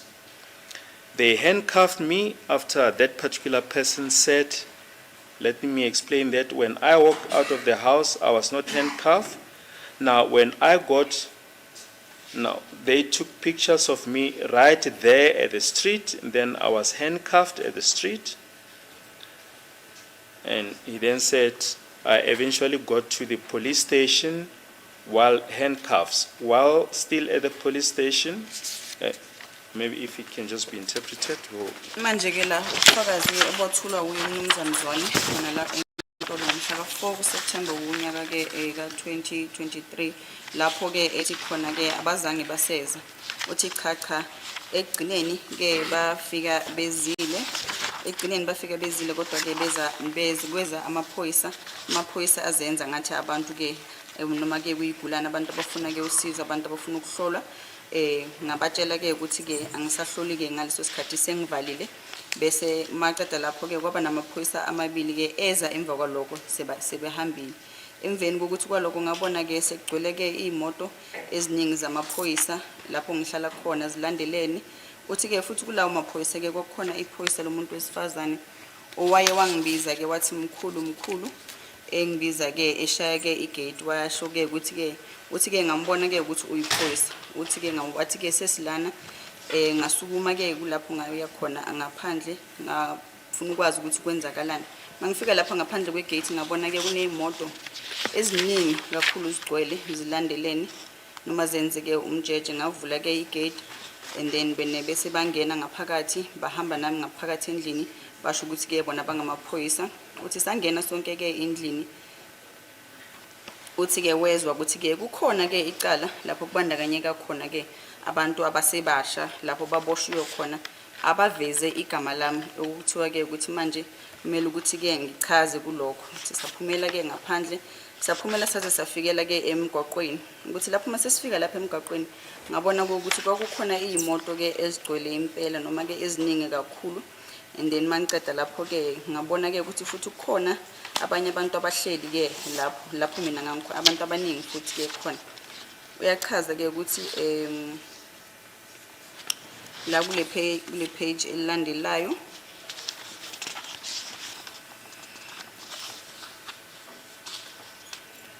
uthi ke mangifika ngaphandle khona lapha emgwaqweni ngabona ke ukuthi imoto sezikhona mangifika lapho kwaba nayile unkosazana lo wayengibiza wangibiza lapho maqeda lapho wangitshela ke ukuthi bayamaphoyisa nabantu bonke abantu abalapho bangamaphoyisa ukuthi ke and then kwaba namaphoyisa amabili ke ezayo uthi now kumele ukuthi ukhumbule ukuthi ngaleso sikhathi leso amaphoyisa kunabantu nalamaphoyisa lawa afikile ekuqala azenza kwaba ngathi abantu abafuna ke ukuhlola noma ke abantu ke abafuna ke ukusizwa uthi ke labo bantu baye bahamba nje kwadlula ke imizuzu nje emihlanu kuphela bese ke kwafika ke lezo imoto lezo eziningi lezo uyasho ke ukuthi kwakukhona lenkosazana le noma ke umuntu wesifazane owabiza ke igama lami wangibiza wathi mkhulu washo ke ememeza elapho ke egate uthi ke saphumela ngaphandle ngaphuma nabo lapho egate uthi ke ngabuza ke ukuthi kwenzakalani ngalobu busuku lobo uthi ke wathi kukhona ke okuhambayo la ukuthintana nawe ke mkhulu vula ke igate uthi ke ngavula ke igate uthi bathi vula ke igate singamaphoyisa uthi ke ngayivula ke igate angakwazi kwafikela lapho ke sifika khona endlini safika lapha endlini uma sifika lapha endlini bangitshela ke ukuthi kukhona ke abalisa ke ababoshiwe mayelana ke necala lapho kuthinteka khona ke igama lami uthi ke labo bafana ke ababoshiwe basho bachazile kumaphoyiseni ukuthi bona befika la kimi ukuthi ngizobasiza ngibanikeze ke umuthi ukuthi bayokwenza lo msebenzi abayowenza ngendlela ke ebabechaze ngayo uthi ke lo muntu loyo mina wathi ngachaza mina ngomkhulu ukuthi ngumuntu wabantu mina ngisiza umsebenzi wami ukusiza ke abantu ukuthi mangisukumisa ke lapho bangithatha ke noma bangithwebula ke isithombe lapho ngangime khona base bangifakoza Nkosi bathatha isithombe futhi ke khona umuntu abambonisa sona lesi sithombe ke bese lo muntu le basho ukuthi yebo uyena and then base bangifaka ozaNkosi maqeda lapho bathi ke ngizokuchaza wathi ke saphuma ke sahamba endlini kodwa ke masiphuma sesihamba endlini ngangasafakwanga ke ozaNkosi masifika lapho ke ngathwebulwa ke ithombe khona lapha emgwaqweni masifika ke emgwaqweni base ke bengifaka futhi ozaNkosi ngathi ke kumele ngichaze ekugcineni ke safika sesifikile estation samapholisa ngiloko ngifakwe ozaNkosi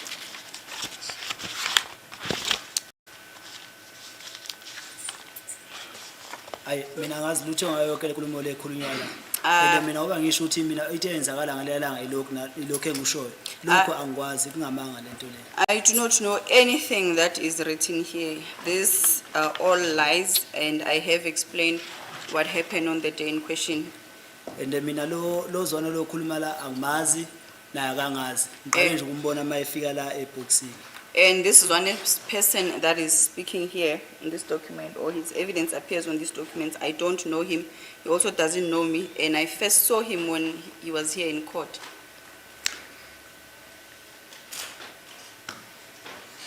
So are you denying that what Sergeant Mohola is explaining as what happened, that she came to sit next to you, that Mr. Lana Zwani came and you then confirmed that there is a person that you consulted, to saying that evidence of Sergeant Mohola is false? Uthi ke buhamanga lobu bufakazi baka Sergeant Mohula lobu abulethile lapha mkwenkundla ukuthi weza naye ke umkhulu wena wavuma ukuthi yebo uyena lo muntu lo omkhulu. Ingamanga. That's a lie.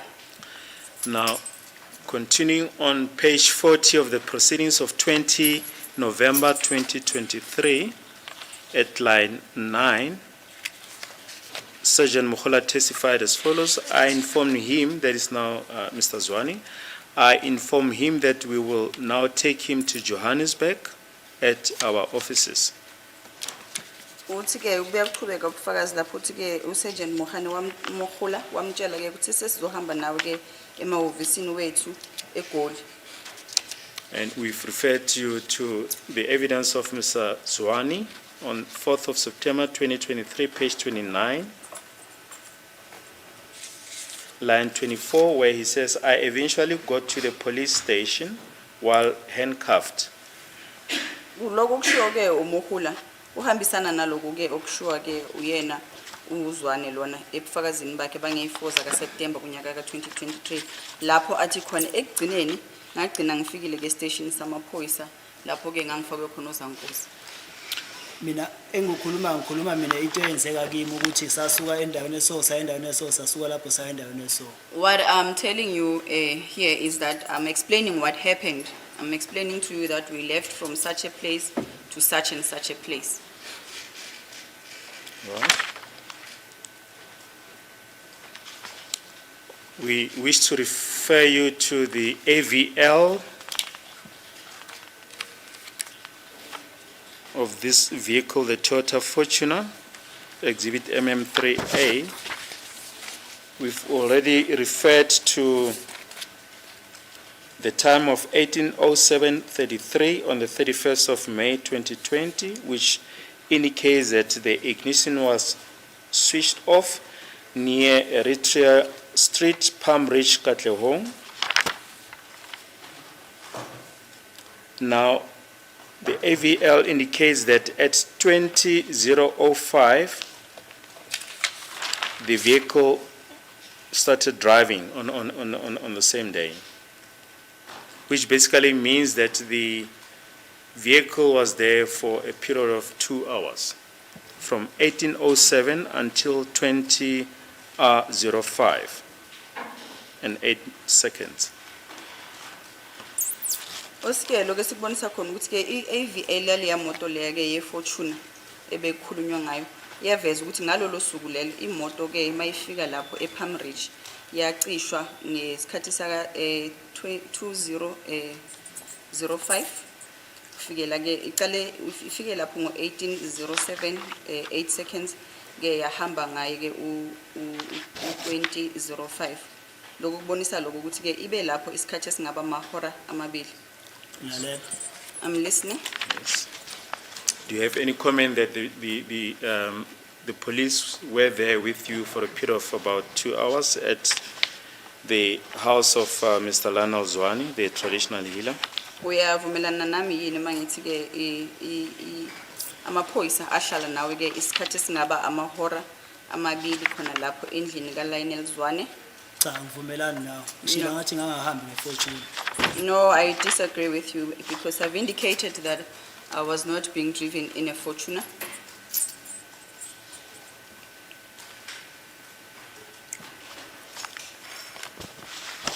Right, Sergeant Mohola testified further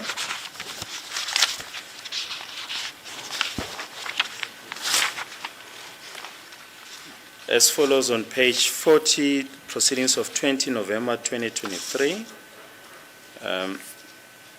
line 12.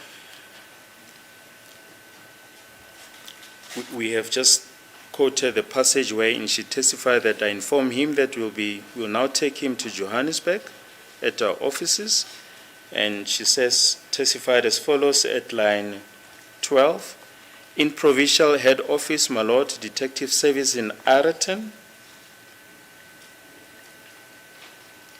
And my Lord, he said he understood and asked that he wanted to lock the house. The other members helped him back into the house to lock the house.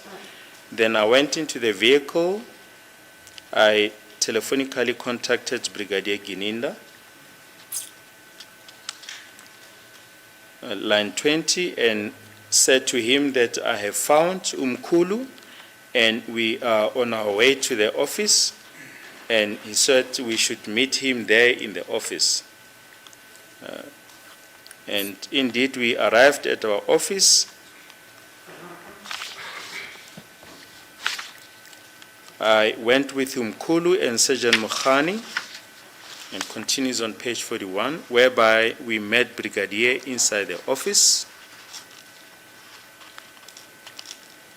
I gave him a seat. I introduced Umkhulu to Brigadier Gininda. And line 10, as the Brigadier was giving Umkhulu his constitutional rights, Buthelezi came with accused 1, and at line 16,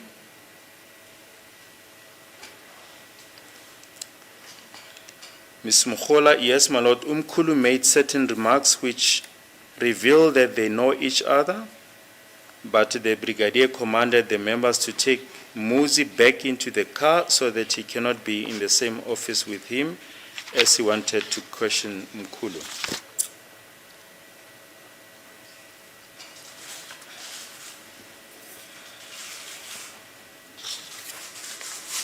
Uthi-ke wamazisa ukuthi-ke sesizohamba manje sihambe nawe eJohannesburg okuyilapho-ke amahhovisi wethu akhona. Uthi khona lapho e-Provincial Head Office kulapho-ke e-Detective Service e-Ireton-ke. Uthi-ke wacela ukuthi-ke ucela ukuthi akhiye-ke indlu ngoba namanye-ke amalunga wesiphoyisa bamncedisa-ke ukuthi-ke akhiye indlu. Ngaphindela mina emotweni ngafonela-ke uBrigadier Gininda kuyilapho khona ngimtshela khona ukuthi sengimtholile-ke Umkhulu sizohlangana-ke e-office. Wathi-ke sizohlangana-ke e-office. Sithe masifika lapho e-office Umkhulu wahamba-ke naye uSergeant Mokhane, and then lapho sahlangana khona noBrigadier Gininda ngaphakathi e-office. Uthi yebo-ke ngase ngiyazisa Umkhulu kuye-ke uBrigadier Gininda. Uthi njengoba-ke uBrigadier Gininda wayesenikezela-ke ngamalungelo kuyena-ke uyena amalungelo wakhe anikezela kuMkhulu amalungelo wakhe, bese uButhelezi wase uyafika-ke nomsola noma-ke ummangalelwa wokuqala. Mabengena-ke Umkhulu kukhona inkulumo ayikhuluma ebonisayo ukuthi-ke yena nommangalelwa wokuqala-ke bayazana. Kwaba yisicelo saka-Brigadier Gininda ukuthi-ke amanye amalunga wesiphoyisa bathathe-ke umuzi bambuyisele-ke emotweni ukuze yena nomkhulu bangabi segumbini elilodwa.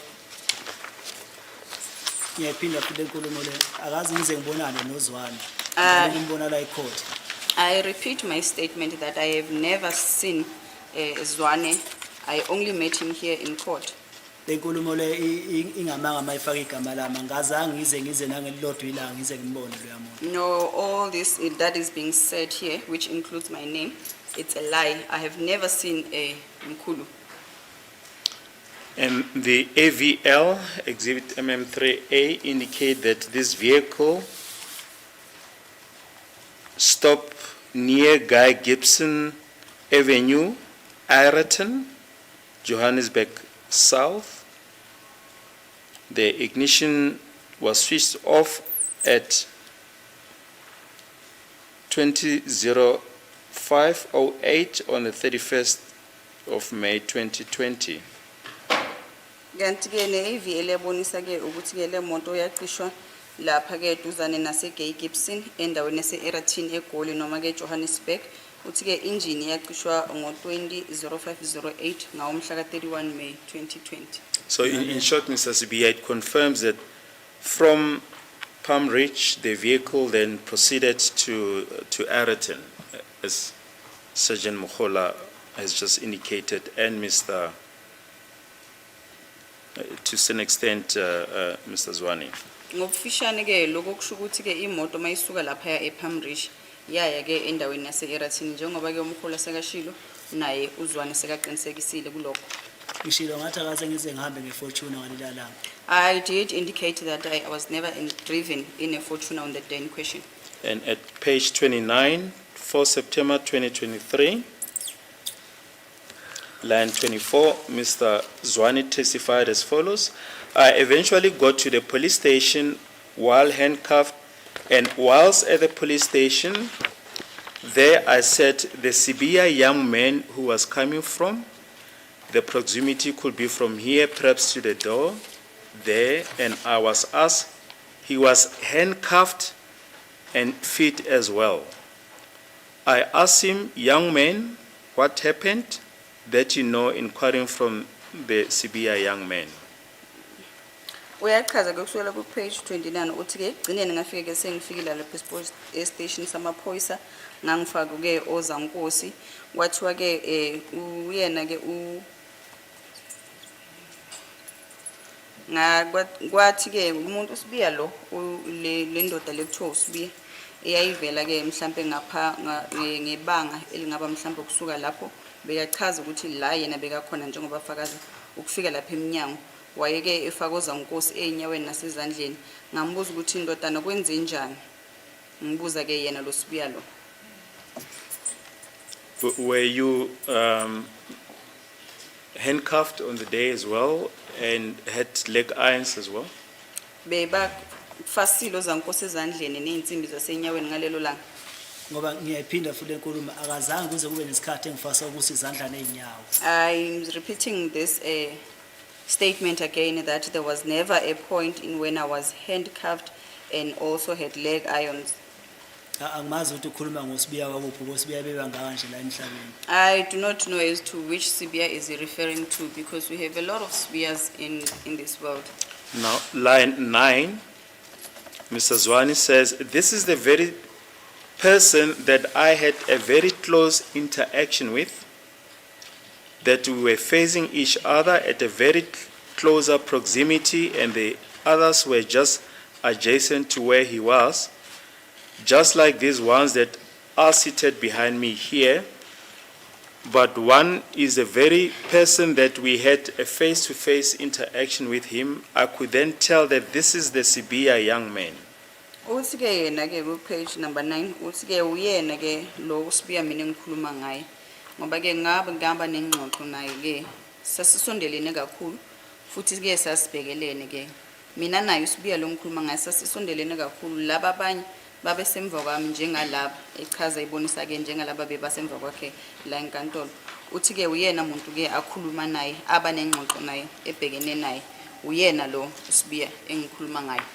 Now, njengoba ngisho ukuthi uzwana mina lo wayila eboxini angimazi naka ngazi. I did say this that there's one that was in this box does not know me. I also don't know him. Ngoba kuba wayengazi kwakuzoba lula ukuthi angibone la ukuthi nangu lo Sibiya lo engimshoyo. Because wayekhuluma ngosibiya nje ngingamazi ukuthi uSibiya muphi wakuphi. Because if he knew me, it was not going to be difficult for him to point me out as I was seated there. Maybe he was referring to another Sibiya that I do not know of. now, line 17. Now, I do not recall which police officer I spoke to, and right there at the police station, there were many police officers, and he said to me, "Do you know this person? Do you recognize this person?" I then replied, I say, "Yes, I know this person. He is the same person that came to me. This is Sibiya." Aqhubeka ke kule number 17 ukuthi ke akasakhumbula ukuthi yiliphi iphoyisa ke akhuluma nalo kodwa ke angakusho ukuthi amaphoyisa wayegcwele khona lapho e station kodwa ke lambuza lelo pholisa ukuthi uyamazi yini lo muntu uyamkhumbula wasephendule yena ukuthi ngiyamazi lo muntu yena lo muntu lo oweza kimi uyena lo uSibiya. namanje ngiyasho ngithi mina angimazi lo yamuntu loyanaka angazi ukuthi uSibiya ayikhuluma naye nalelo phoyisa lelo ukuthi imuphi angazi ngoba wayengakhulumi nami futhi. I still maintain that I do not know that person. I did not speak to, I do not know that person, and I do not know which sphere is he talking about, because I did not speak to anyone. Akaze ngiboshwe izandla neenyawo. And I was never cuffed my hands, and I was never in leg irons. And Sergeant Mohola testified as follows in the proceedings of 21 November 2023, page 56.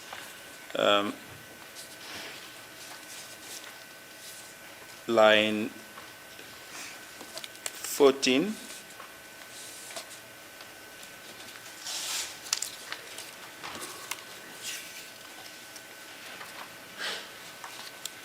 Perhaps line 18. She testified as follows, and also he is the one, my lord, to confirm after I asked him if this is the Umkulu that he was referring to, and he did confirm, my lord. Uthi ke mhla ka-21 kuNovember ke unyaka ka-2023 waqinisekisa ke uSergeant Mohola noma ke ukhuluma lokhu okushiwo uye ke umkhulu ukuthi ngaye ngambuza mina ukuthi uyena umkhulu lo okhuluma ngaye na wase uthi yena yebo. In such a way, my lord, that when we got to Eraton, Umkulu was able to identify him as he walked into the office. Uthi ke ngendlela yokuthi ke uthe masifika ke endaweni yase-Eraton umkhulu wakwazi ukuthi ke emkhombe uma sikulelo office lelo. Ngiyasho namanje ukuthi mina lo muntu lo wayefika la eboxini angimazi akazange ngambona ngaphambilini ngiqala ukumbona mayefika la eboxini. I still insist and maintain that the person who came to the witness box or witness stand, I don't know him. I was seeing him for the first time here in court. And Eraton angiyazi mina. And I do not know Eraton. During cross-examination by Dr. Sibanda in the trial within a trial on the 6th of February 2024, page 43, line 10,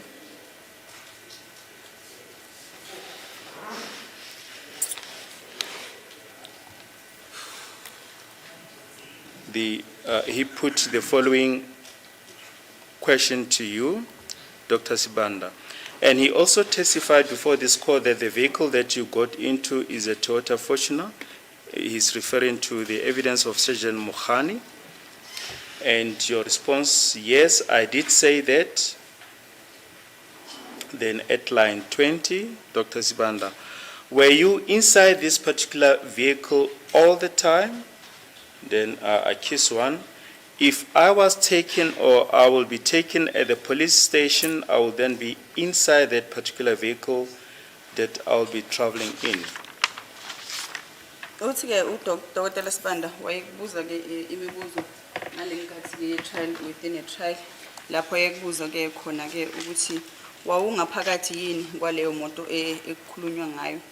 Uthi ke wena mmangalelo wokuqala impendulo yakho kwaba ukuthi ke ngathathwa ke amaphoyisa ke station then ngafakwa kuyo yona leyo moto leyo. Ngoba sengichazile ngale ndaba yeFortuna nale moto leqashqayo ukuthi mina ngangihamba ngeqashqayo imoto engangihamba ngayo hayi Fortuna. I have explained, clarified that I was not in a Fortuna, I was in a Qashqai. And we briefly wish to refer to the evidence of Brigadier Gininda on this point during the proceedings of 28 November 2023, page 20.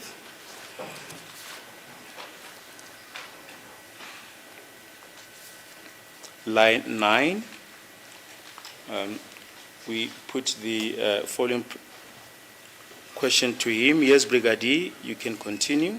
You mentioned that it was, as you put it, abundantly clear that accused one and Mr. Zwane knew each other. Brigadier Gininda, absolutely, my lord. It was based on the utterances that occurred between the two of them. Furthermore, my lord, it also became clear that accused one was making further confession to Mr. Zwane when they were just talking as to what was wrong, why he was in that position.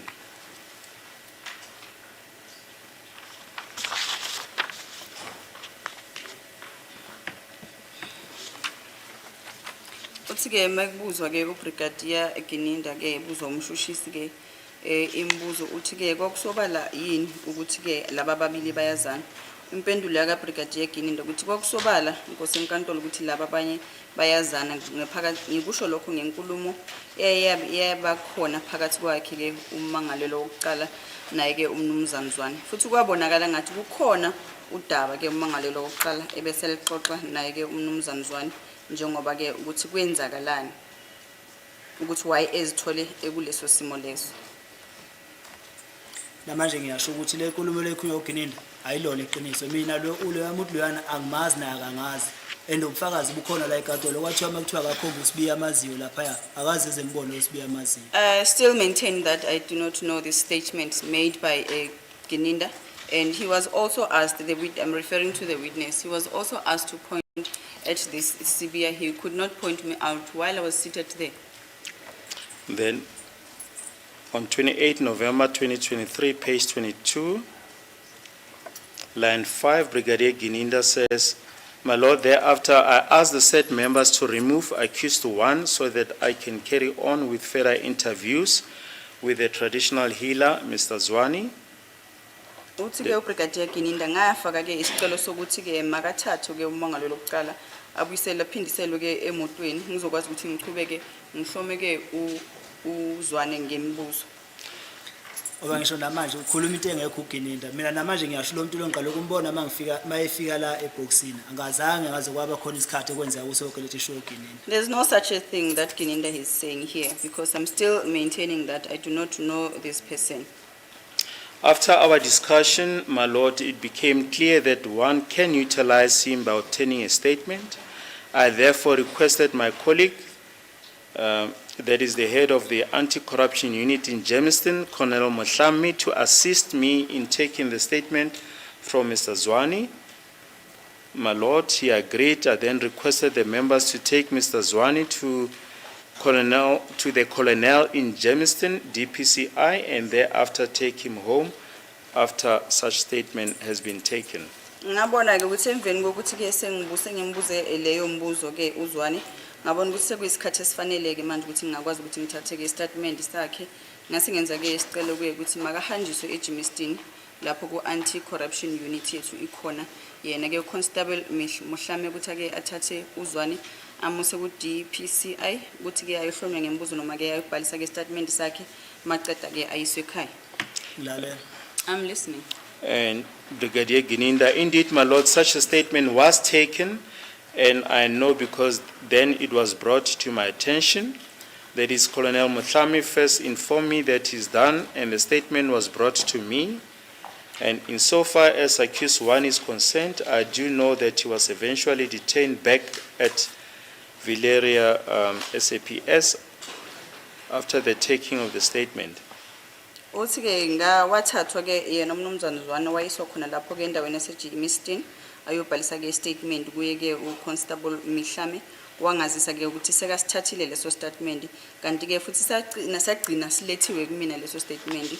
Ummangalelo wokuqala yena-ke ekugcineni wagcina ethathiwe ebuyisele esiphoyiseni noma-ke estation samaphoyisa endaweni yaseVilleria. Lalela. I'm listening.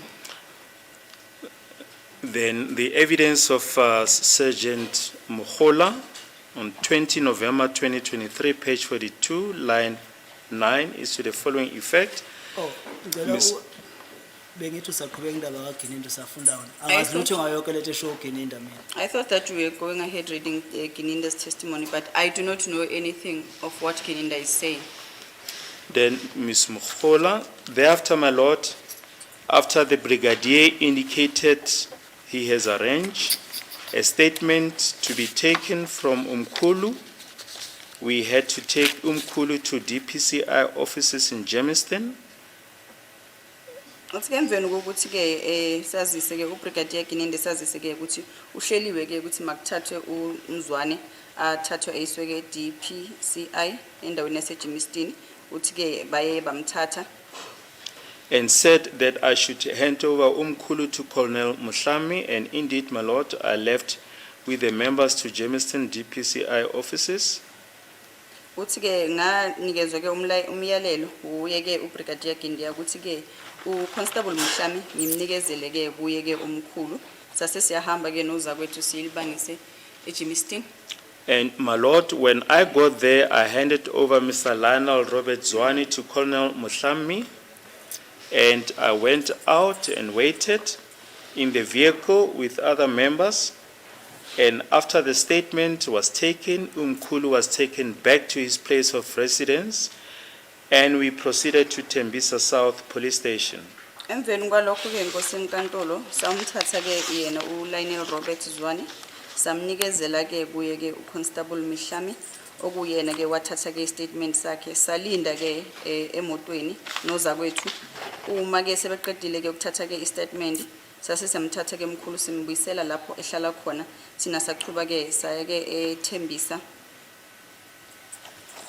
Namanje ngisasha angazi ukuthi amaphoyisa eJimistini ayiyokwenzani lapha afika amakhona. Yiwo awazi ukuthi ayiyokwenzani.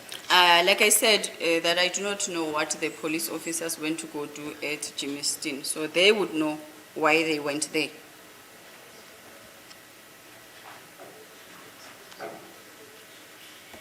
And once again, we wish to refer you to the AVL,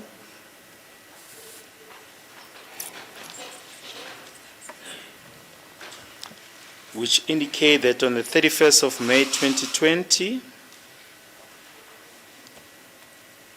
at 22:31:21, the vehicle is started up.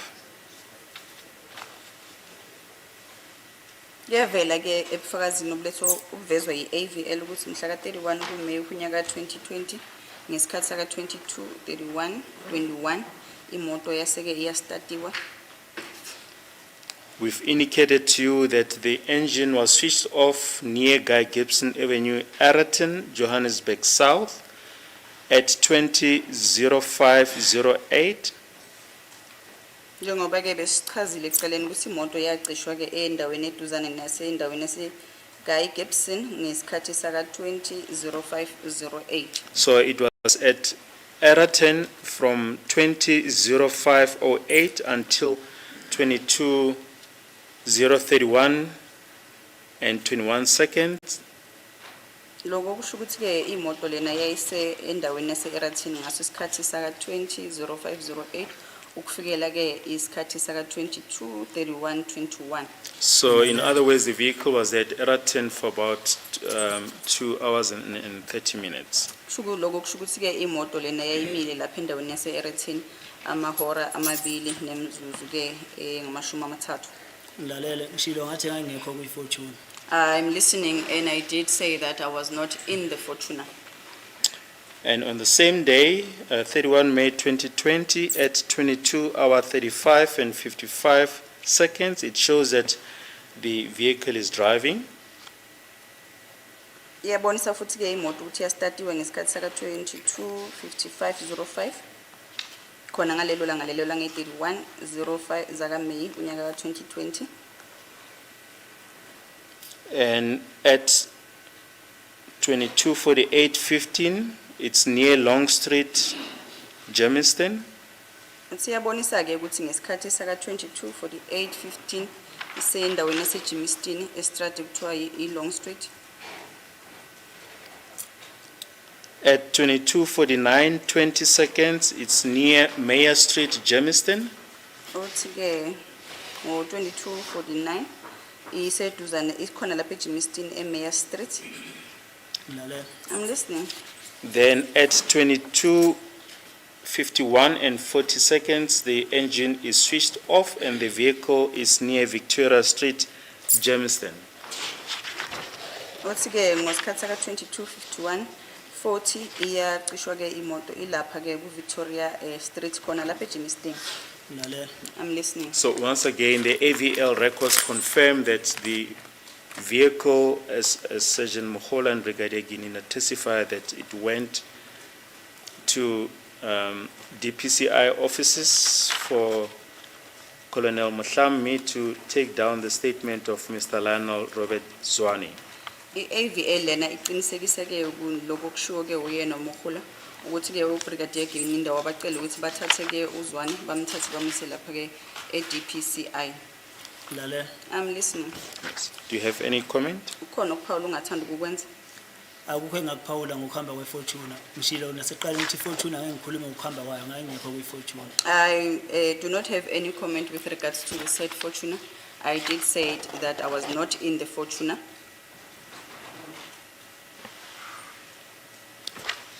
And the AVL records indicate that at 23:47:45, the vehicle started driving. Uthi ke ngesikhathi saka 23:47:45 startwa ke imoto.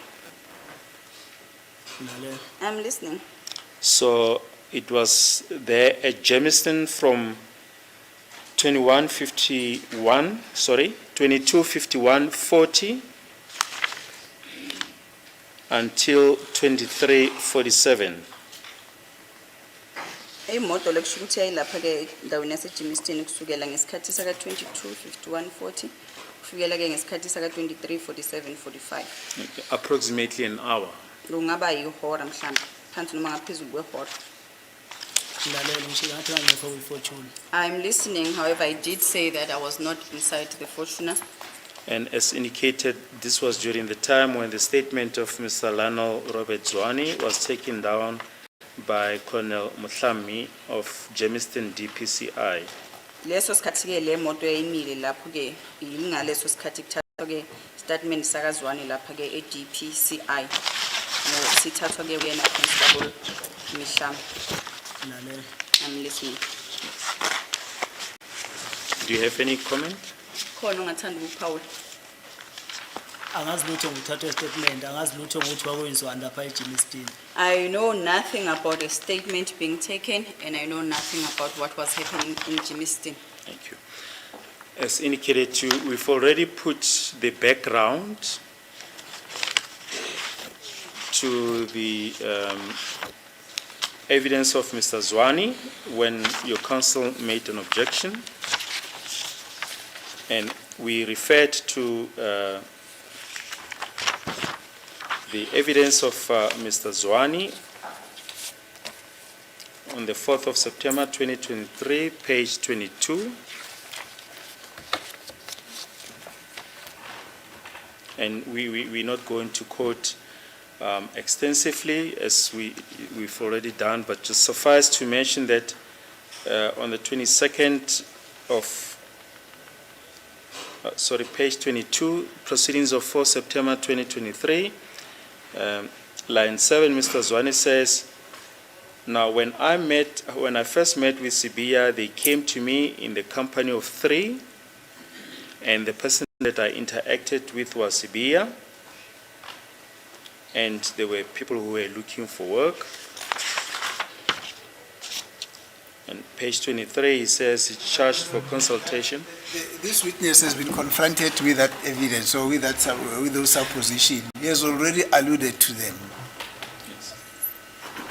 This is just a repetition of what has been posed to him earlier on. Must he then repeat the same thing that he said earlier on? It's just repetition. My Lord, we not refer in detail. We're just referring to the pages that we quoted. On page 23, he's referring to the consultation that he charged. And page 24,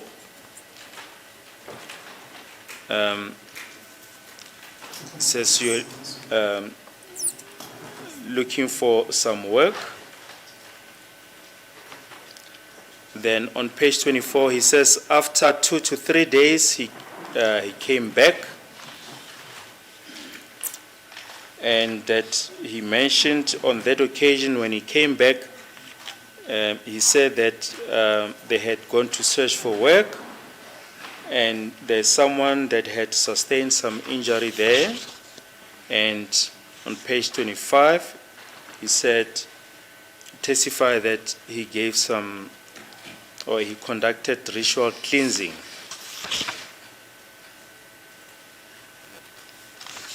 Angeke sibuyele kakhulu kule ndaba ngoba sesithi ayikhuluma noma lo daba lokuthi ke uzwane ubufakazi bakhe kwaba ukuthini ke kwaba ukuthi ke yebo ke usibiyamekeza kimi okokuqala bafika bebethathu ke babathathu ngoba udaba lokuthi ke bangabantu ke abafuna ke umsebenzi kanti ke futhi ke emveni kweyinsuku ezimbili noma ke eyintathu waphinde wabuya ke wazosho ukuthi ke umsebenzi wona utholakele wenziwe kodwa ke kube nesho lokuthi ke kube khona umuntu olimalayo kwase kuyileso sikhathi ke noma ileso sigaba leso kwakufanele ukuthi ke abageze.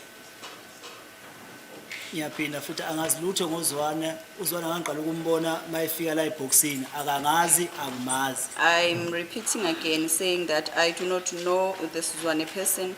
He doesn't know me. I started knowing him here in court. Usibiya lo khuluma ngayo ukuthi imupho usibiya bebangaka la emhlabeni angazi. I do not know as to which Sibia is he referring to, as there are so many Sibias in this world. Kodwa akakhulumi ngoba mina angimazi na akangazi. But he's not referring to me because we don't know each other. Is it correct that you then proceeded to Tembisa South police station? Kuyiqiniso ukuthi naqhubekela ke nahamba naye police station yaseThembisa South. Bangithatha bangisethe eThembisa police station eThembisa South police station. Yes, they took me to Tembisa South police station. And is it correct that you were then charged for possession of ammunition, magazine, and cleaning rod? Kuyiqiniso ke futhi ke bakuthwesa noma ke bachazela ke ukuthi amaqala obanjela wona ke amaqala ukuthi utholakala ke uneyinhlamvu nale nsimbi le ke na yokucleana ke isibhamu kanti ke nemagazine. Bangitshela ukuthi bangithathela inhlamvu. I was only informed that I'm being charged with being in possession of ammunition. Akaze beyibale yonke lento ebalwa umshushisi nazi inhlamvu mase ifunakala ecourt akaze beze beyilethe. There's nothing of what the prosecutor has read that they told me about. Even the ammunition, when we go to court, they were unable to bring the said ammunition. Were you given an explanation of your rights? Bachazela yini noma ke wayithola incazelo mayelana ke namalungelo wakho? Cha. No.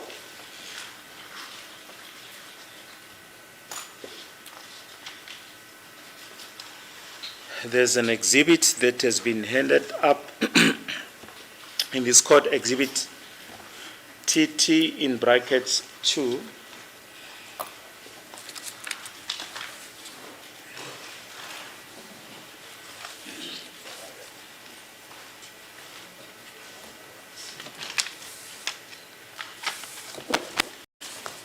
Will this perhaps, my lord, be the appropriate time to take the long adjournment? What's the time now? It's 9 minutes to 1, my lord. Okay, fine. Agenda until 2.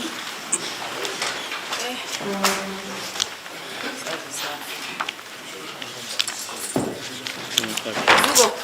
Allow this, the TT one.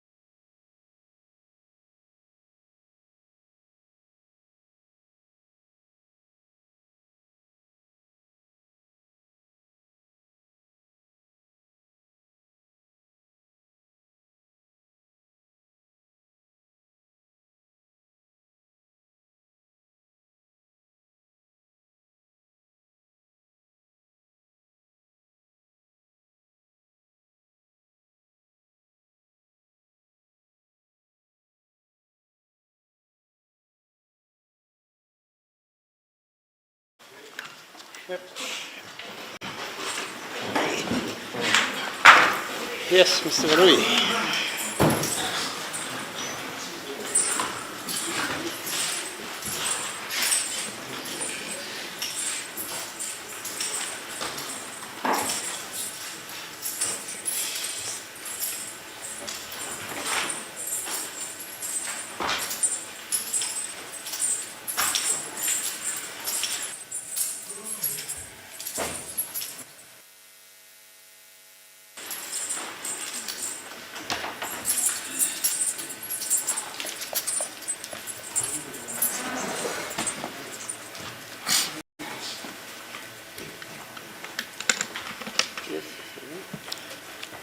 Still under oath, sir? Usesengaphansi kwesifungo angithi ba? Yeah. Noted, my lord. Just before the long adjournment, you mentioned that you then drove to Tembisa South Police Station.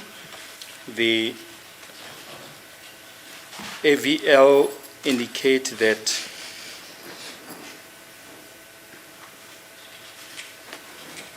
the engine was switched off at Tembisa at 000231. I-AVL iyakhombisa ke lana ukuthi imoto yacishwa ke injini ngesikhathi saka 000231. Lale. I'm listening. And started up at 0109 and 33 seconds. Just start off with ke ngesikhathi saka 0109 ne 33 seconds. Lale. I'm listening. So the vehicle was approximately an hour at Tembisa South Police Station. Shukuthi ke leyo moto yayilapho e-station samaphoyisa saseThembisa, eThembisa South, for isikhathi singaba ke i-hour. Lale. I am listening.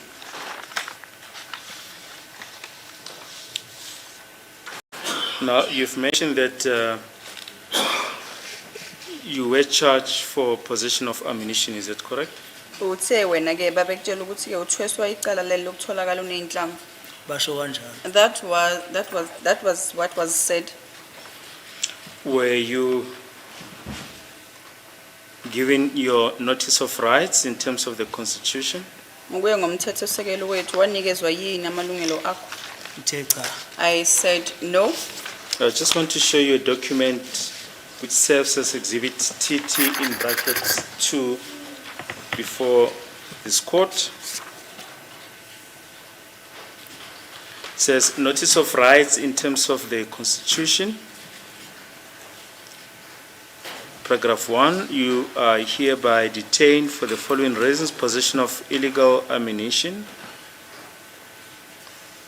and the various rights, as we have already put on record, appear on paragraph 2, 3, and 4. Then there's a certificate by the detainee. It says, I, Vusis Temba Sibia, certify that I've been informed in English of my rights in terms of the Constitution by Sergeant Mohola, and that I understand the contents thereof. The date is 1 June 2020. The time is 0030. Place Tembisa South. And there's a signature of Sergeant Mohola.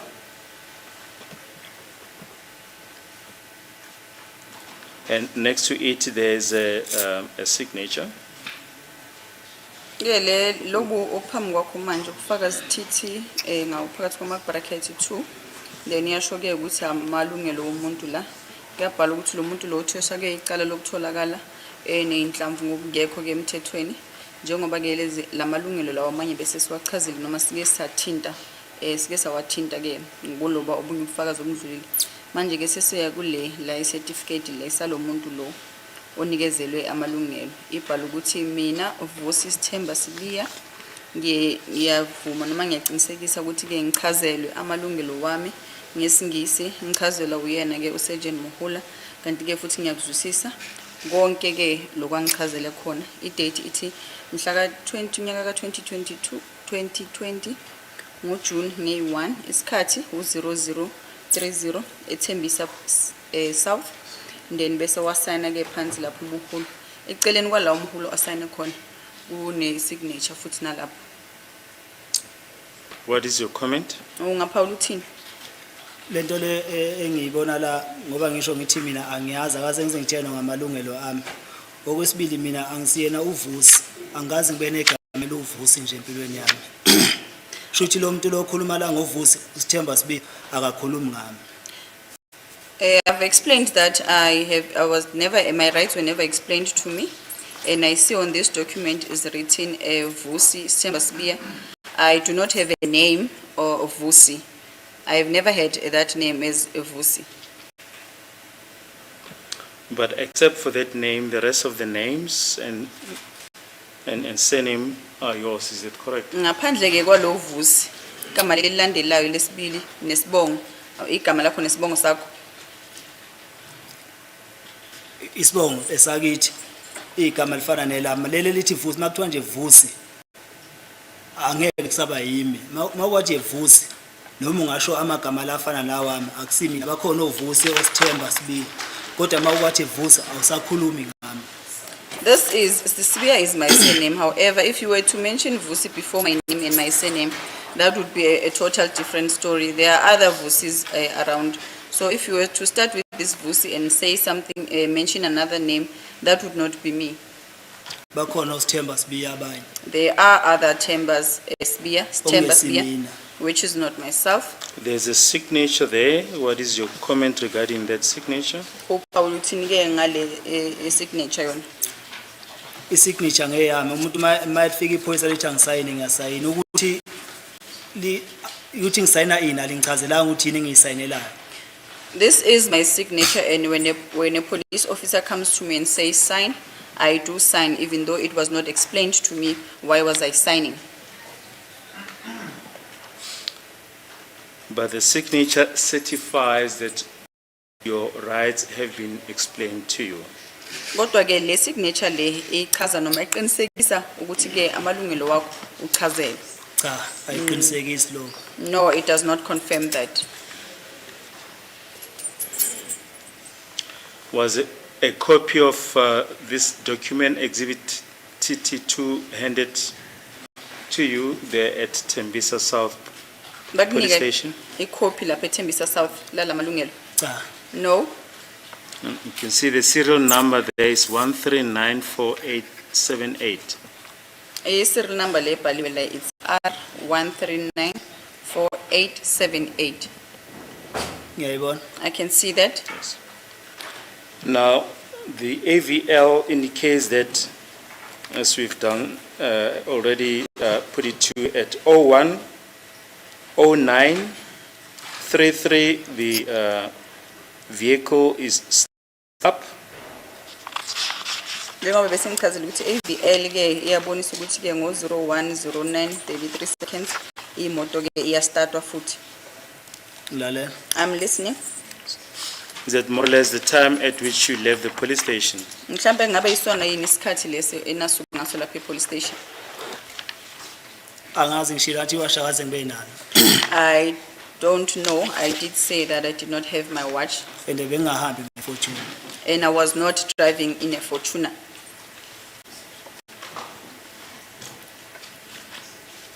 If we can get back to Exhibit NN, this is the occurrence book of Valeria Police Station.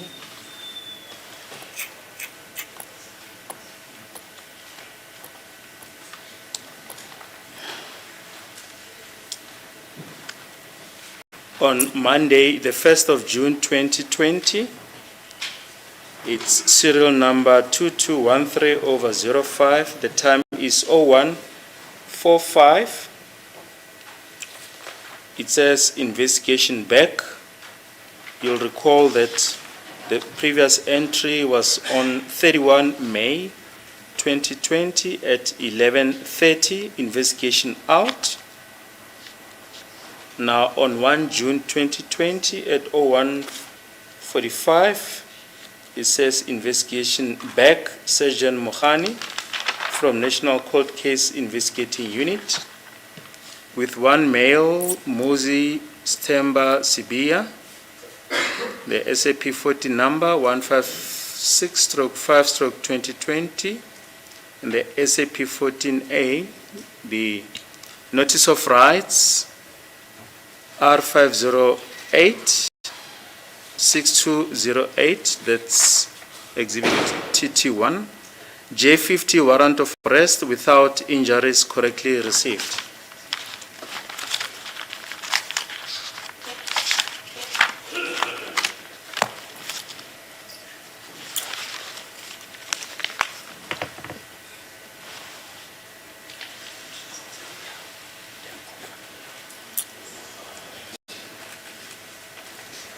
Lana ke i-entry ebhalwe ngomvulo kwakuyi-1 zaka June kunyaka 2020. I-open number yakhona ithi 2213, isikhathi u-01:45. Ukuthi ke sebabuyile ukwenza ke uphenyo Sergeant Mohane, ubenza ke uphenyo wedocket yaseThembisa. Uthi ke ubuyile ke naye umlisa okuMuzi Stemba Sibia, SAP 14 number yakhona u-156/0520, and then wathi ubhala futhi SAP 14A, and then bese wathi ke serial number yakhona 508-6208. Uthi ke uyawabuya nalowo mlisa, ungekho ke ukulimala engekho ke nokulimala, wamkwela kahle. Mina kodwa ngangilimele. I was injured. Lokho akubhalela ngokuthi akaze ngangalimele uwebhalite wrong. What is entered here, or this entry wherein she says that I was not injured, it's wrong.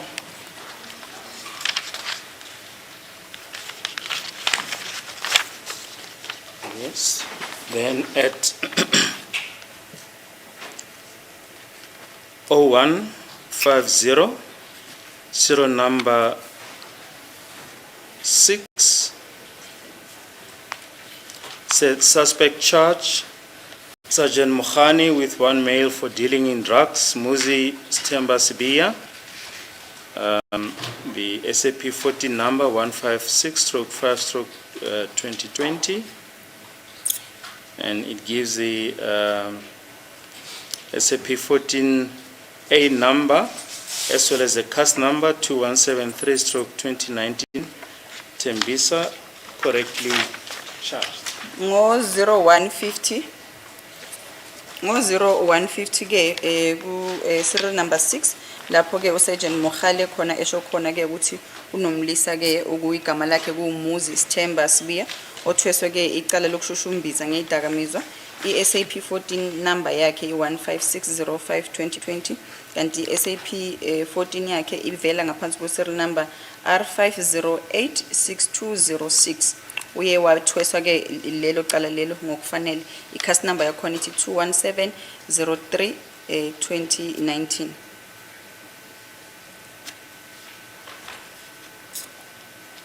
Angibazi mabethi ngokufanele basho ukuthini ngoba mina namanje ngiyasho ukuthi akaze ngize ngitholakala into ezabayibalala. I do not understand when they said that correctly charged, because I have indicated that they did not find me with these things that they are alleging or that they were charging me with. If we just can go slightly back to Exhibit TT1, the notice of rights that we dealt with yesterday.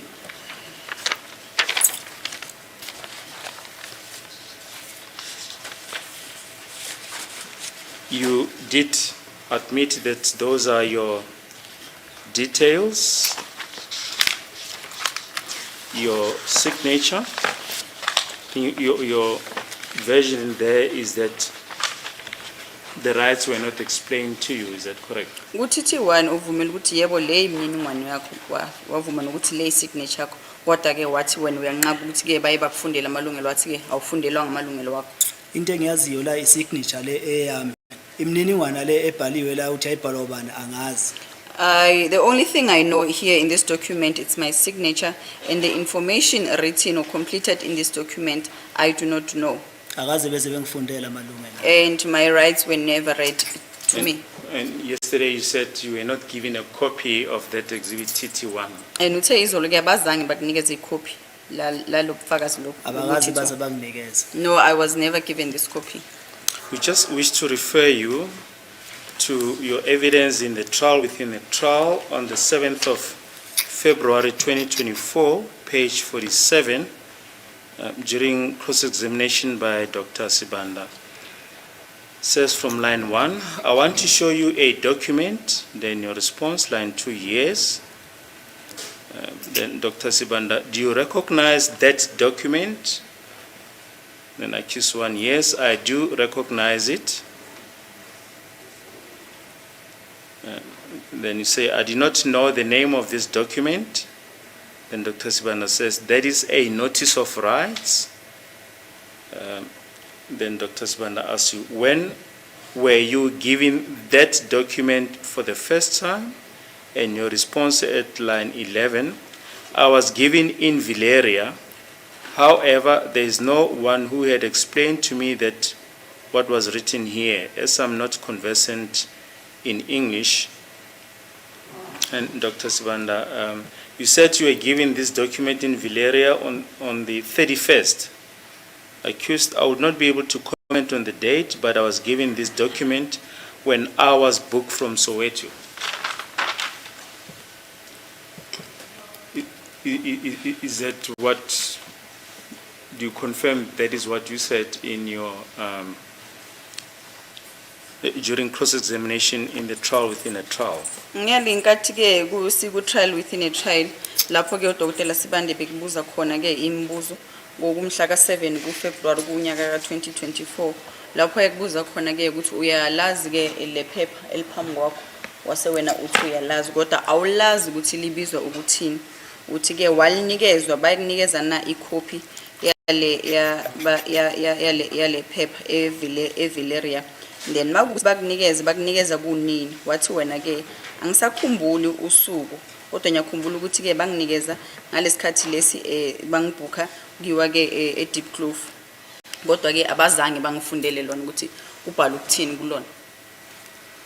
Ngendlela mhlambe engangisho ngayo babekunikezela ukuthi ngisayine mhlambe iyona ndlela engisho ngayo ngoba akaze ngize ngithathe kube ngelami kuthiwa nje sengingelami selikini.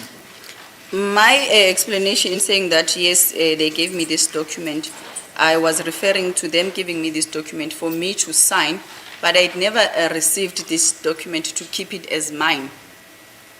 Yes, but the cross-examination was clear as to when were you given this document for the first time, and your answer, which is very clear, was that it was given to you in Valeria.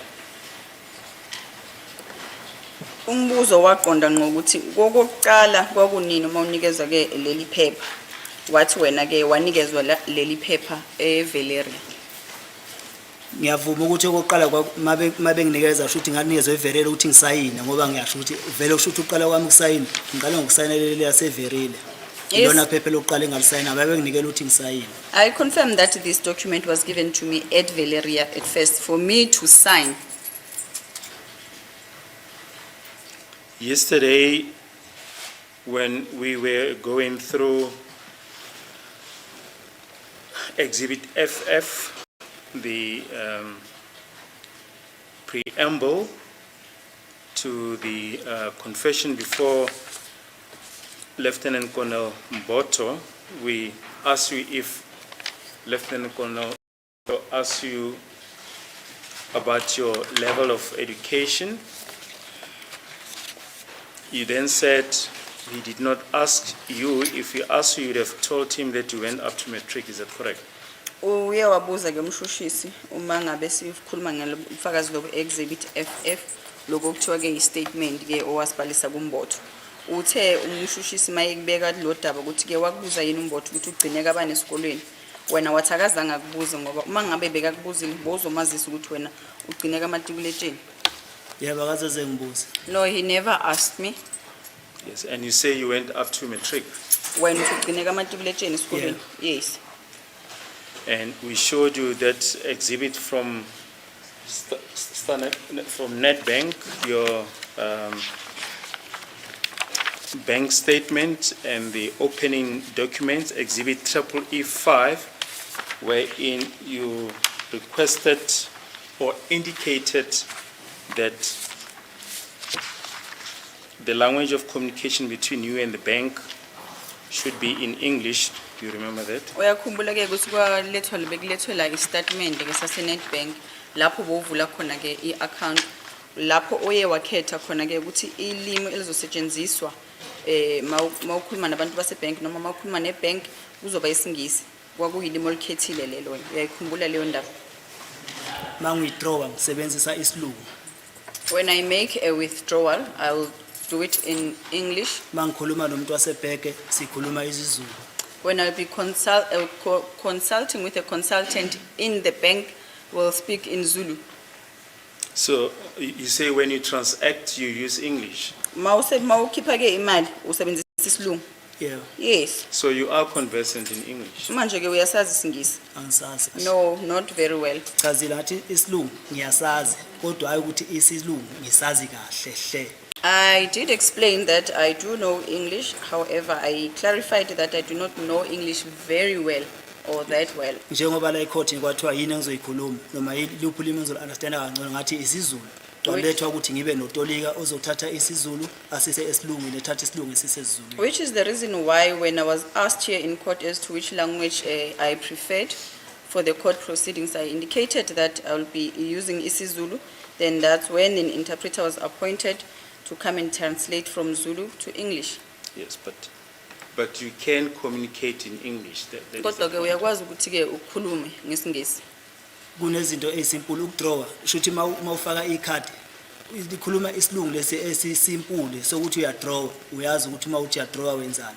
Mawucheck ibalance uyazi ukuthi wenzani. Isilungu sakhona ilesi esilungu engisikhonayo nami ukuthi ngisizwe. The English that I'm saying I can speak is the English that is simple. From the ATM, making a withdrawal, you would know that you are making a withdrawal, and then checking your balance, you would know that you are checking your balance. That is simple English. But given the fact that you went up to matric and you can transact in English, what you state here that I'm not conversant in English is not correct. Manje ke mawukuthi ngenxa yokuthi wena kusho wena ukuthi ufike kamatikuletsheni kanti ke futhi uyakwazi ke nokukhipha imali ngesingisi. Lokho kubhaliwe lapho ukuthi wena awusazi isingisi akulona iqiniso. Isingisi ngiyachaza futhi namanje isingisi ngiyasazi kodwa isingisi angisazi kahle. I know English but I'm not well conversant in English. Yes. Nomuntu ofunde uStandard 1 uma umbuza ukuthi yini umama uzokutshela ukuthi umada kodwa akazi isilungu kodwa lelo gama lelo ukuthi uyini umama ngesilungu uyalazi. For instance, from someone who did Standard 1, if you were to ask them what is a mother in Zulu, then they will tell you it's mother. But it's not that they know the English entirely. Uyazi ukuthi yini umfana ngeke sathi lo muntu lo wazi isilungu uzokutshela ukuthi isilungu angisazi kahle kodwa akhona amagama esingisi engwaziyo njengoba nami ngisho isilungu angisazi ukuthi akhona amagama esingisi engwaziyo. And if you also were to ask them as to what is a boy, they will tell you that they know the word boy, but that would not mean that they know English. Like as I've explained myself that I can speak English, but I do not know English entirely. Yes, but you did, the court pointed out that you use the word traumatic ordeal. Is that correct in court? Uyakhumbula ke ukuthi ngenkasi inkantolo iye yaphawula ngokuthi ke uyawasebenzisa ke eligama elithi ke uye washaqeka noma wahlukumezeka ngendlela eshaqekisayo wayibiza ngesingisi uyakhumbula? Mina ngathi ngaba traumatized akaze ngize ngifake lelo lifake egcineni angilazi ukuthi liyini lelo lifake egcineni. I only said that I was traumatized. I do not know the last word that you used. I do not even know what it means. Ngoba ngisho ukuthi akhona amagama esingisi engwaziyo akhona engawazi. As I've indicated that there are English words or terms that I know and there are some that I do not know. But just to finally try and clear up this point with you. What you state here that you are not conversant in English is not correct. Because Manje you ke- can converse, just a question of degree. Uyakhona ukuthi uke usikhulume isingisi lapho ufikelela khona. Kodwa ke ukuthi awusizwa nhlobo noma usizwisisa inhlobo akulona iqiniso. Mina yime ngithi mina isilungu ngiyasazi kancane angisazi isilungu kahle hle. I'm the one saying that I know a bit of English. I do not know English entirely. Or Anyway, continuing with the entries on the occurrence book, the SAP 10 on the 1st of June 2020, the Monday morning. We've already referred to that entry where you were charged at 01:50.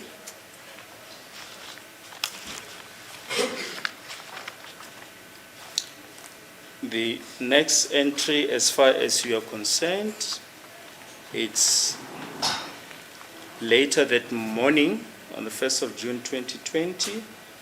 It's entry number 79 at 08:55. It says, suspect to court, Sergeant Mukhani with one male for possession of drugs, Muzi Temba Sibia. I'm sorry, it just says Moses Temba. And it says Tembisa South, CAS 217/3/2019. SAP 14156/5/2020, correctly received. Signature of Sergeant Mukhani. So you did go to court later that morning, later that Monday morning. manje ke njengoba umhalise kabhalile lapha Mukhula abhalile lapha yana ukuthi ke wakucharge noma ke wakuthwesa ke icala khona lapha ke eThembisa South umshushisi ke uye wafikele egcineni wafika ugcine uyile enkantolo uyobingelela manje ngomhla ka1 June kunyaka 2020. Yebo ngayo. Yes, I went. Yes. And yesterday we went through exhibit 00 with the date of appearance of the 1st of June 2020. Charge sheet says Moses Temba Sibia. The charges are dealing in drugs, alternatively possession of drugs, and the second count is possession of ammunition. And as we indicated yesterday, the charge sheet reflects that you were represented by Mr. Macheke. Siyachaze ke ukuthi mawuthi wena uvelile ngomhla ka1 kuJune unyaka ka2020 enkantolo la uyobingelela khona manje kuyavela ke i-charge sheet lapha umshushisi uyiphethe iyasho ukuthi ibhalwe ke eMuzi Sithemba Sibia uthi wayetshelwa ke noma wachazelwa ukuthi ubhekene namacala ke wokushushumbisa ngedakamizwa kanti ke nokutholakala ke enazo idakamizwa. Angitshena obani? Who explained that to me?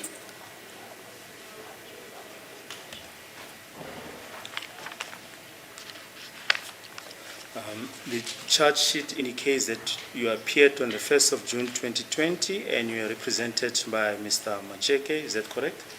I-charge sheet yaveza lapha ukuthi ke wawuvela ngo1 mhla ka1 June ummeli wakho kwakumnumzane eMacheke kunjalo. For, Yeah. Yes, on the charges that I've just read out? uvela ke ngesizathu sokuthi uthwesa lamacala lawo engicede ukwafunda manje.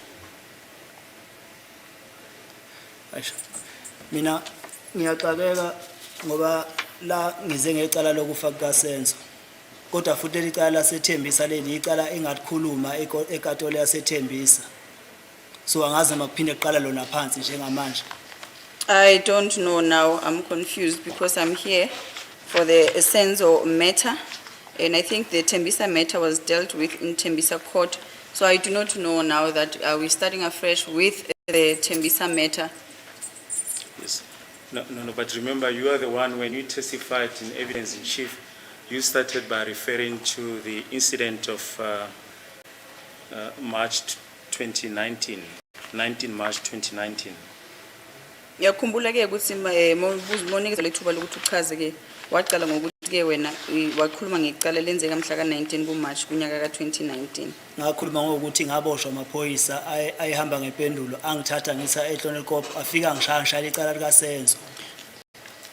I was mentioning that matter because I said I was taken by police. Angizwanga ukuthi uthe amaphoyisa akuthatha. Angithatha ngisa eHlonelkop afika ngishaya icala lokufa kaSenzo. I was taken to Klonerkop and then assaulted for the Senzo Meyiwa matter.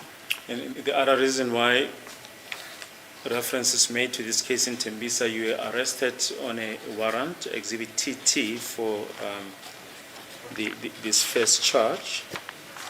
And just finally, it's just to show the sequence of events after your arrest.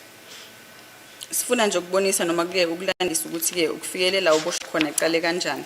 Ukuthi ke kwaba nephepha nalo kulelo case lase Tembisa wakhishwela ke incwadi inkantolo ukuthi uboshwe. Mina ngithola sengiphendula ngamacala aseThembisa namanje kodwa ngila eboxini ngecala lokufa kaSenzo kodwa ngithola sengiphendula ngamacala aseThembisa engawaphendulele eThembisa lawo macala lawo. I find myself now answering to the Tembisa matters where in this box to answer to the Senzo cases where in actual fact that I dealt with the Tembisa matter in the Tembisa court. Yes. Now, let's Ngoba mhlawumbe ushuthi mayefuna ukuthola kwenzakalani eFoso eThembisa kalanda ama-task reports eThembisa eyofunda ukuthi eThembisa kwenzakaleni. And if maybe the prosecutor wants to know as to what happened in Tembisa, he should request for transcript in Tembisa and then go read through them and then he'll know what happened in Tembisa. Ngoba ikatolo engafunge kuyo ngikhuluma le nto le ngafunga ikatolo laseFoso ukuthi aseThembisa ukuthi ngikhuluma le nto le ngoba ngikhuluma iqiniso kuyo. La ngifunga ukuthi ngikhuluma la ngoba ngizokhulumela lento lezi zinto engibekwa zona ngokufa kaSenzo kule court. Because in Tembisa I was under oath and dealt with the matter that was heard in Tembisa and told the court there in Tembisa that I was only telling them of what I was charged with in Tembisa. Now I'm here in this box to answer to the charges of Senzo. Ngithola sekumele ngiphendule ngamacala amathathu ngesikhathi esiyi-1. Now I'm made to report or to answer rather to 3 cases at once. Yes, what we want to find out from you, Mr. Sbia, is were your rights explained when you appeared before the magistrate on the 1st of June 2020? Udaba esifuna ke ukulithola lana ukuthi ke umhla ka-1 kuJune kunyaka 2020 wachazelwa yini amalungelo akho? Angwazi amalungelo ami engachazelwa nayo ayikho amalungelo angachazelwa wona awekho amalungelo engiwaziyo. No, I know nothing of any rights that was explained to me. There were no rights that were explained to me.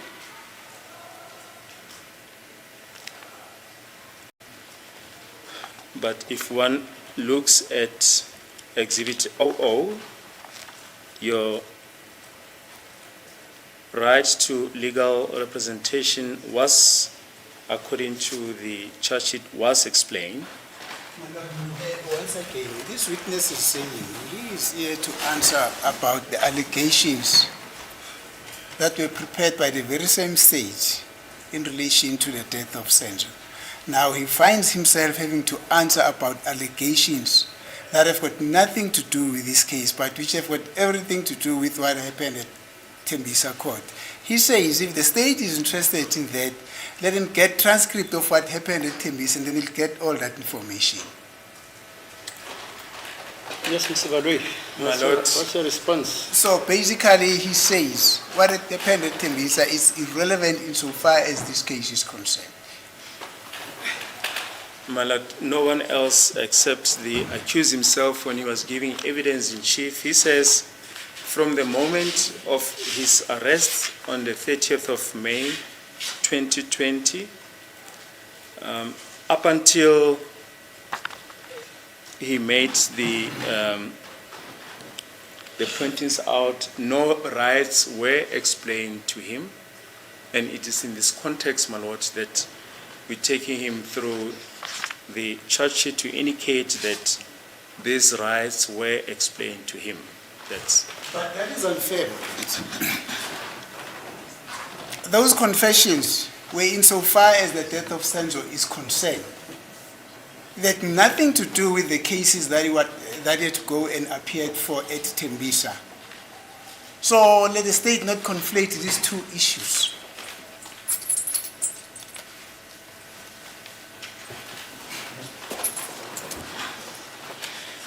Well, as we indicated, my lord, it's not about the merits or demerits of the Tembisa case. It's about the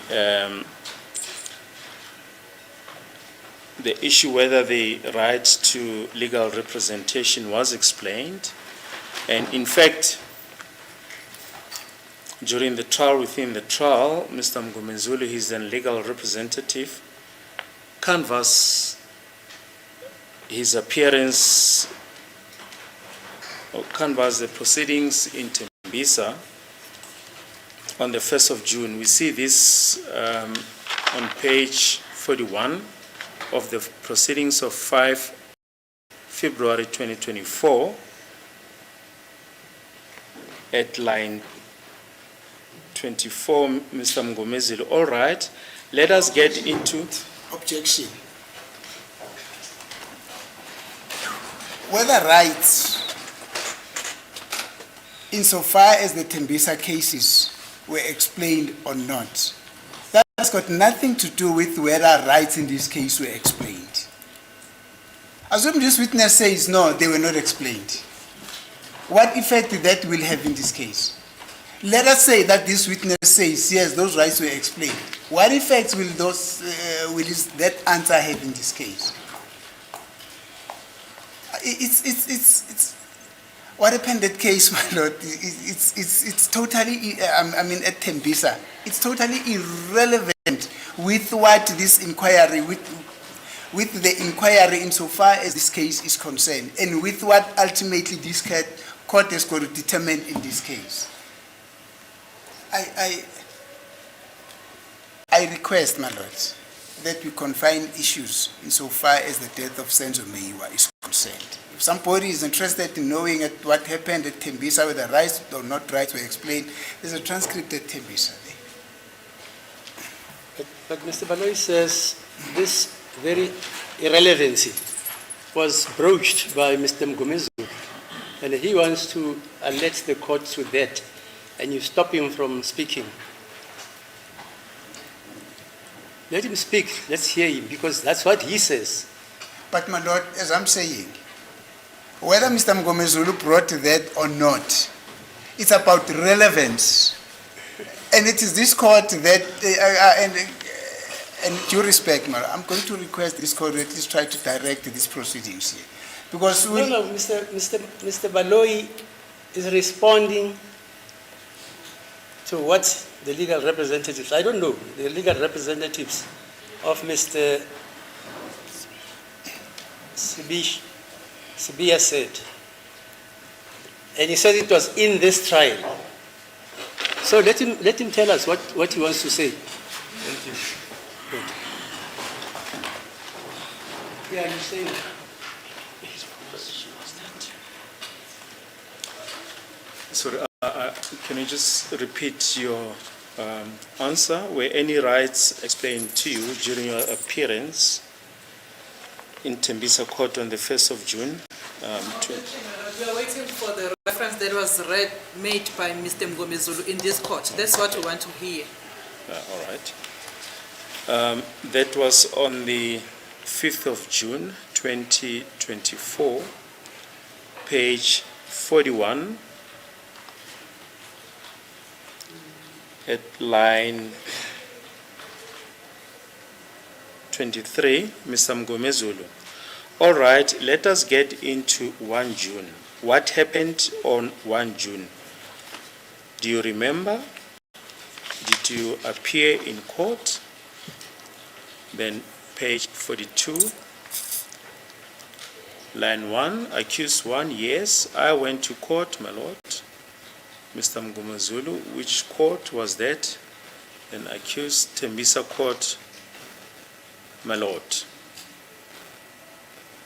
Then Mr. Mgomezulu, so when you appeared, did you appear before a magistrate in court? Accused, yes, I did, my lord. And So on the proceedings go on the 5th of February 2024. Hey, Madam, I'm not so sure if the state is concerned, but I hear he's saying now then the proceedings goes to the 5th of February 2020. We're still waiting for that portion where Mr. Mngomezulu extracts from this witness whether or not his rights were explained at Tembisa. Because he says the question of rights that he wants to hammer on now insofar as this Senzo Meyiwa case is concerned were firstly extracted by Mr. Mngomezulu from Tembisa. That's where he finds the relevance of his answer from. Yes, Mr. I mean the relevance of his question from. Well, just to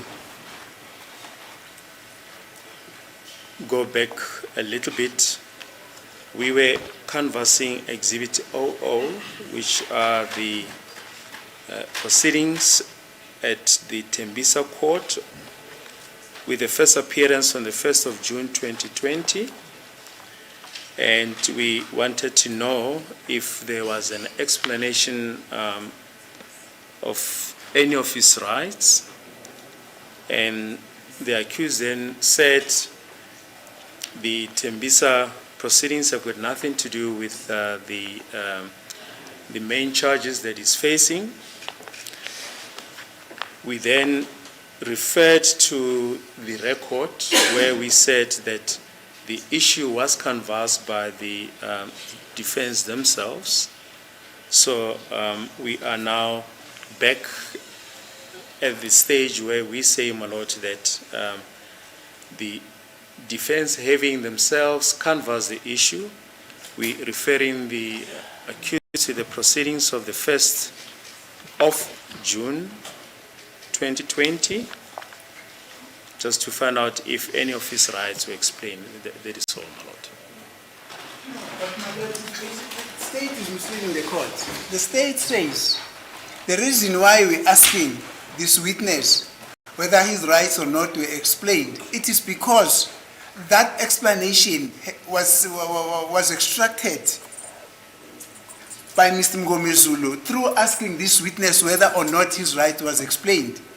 And he was trying to refer to a transcript from what happened at Tembisa, where he would basically, in fact, he was reading from an extract from the transcript where Mr. Mngomezulu was asking that question. Okay, yeah, fine, I hear you. Yeah, you're right.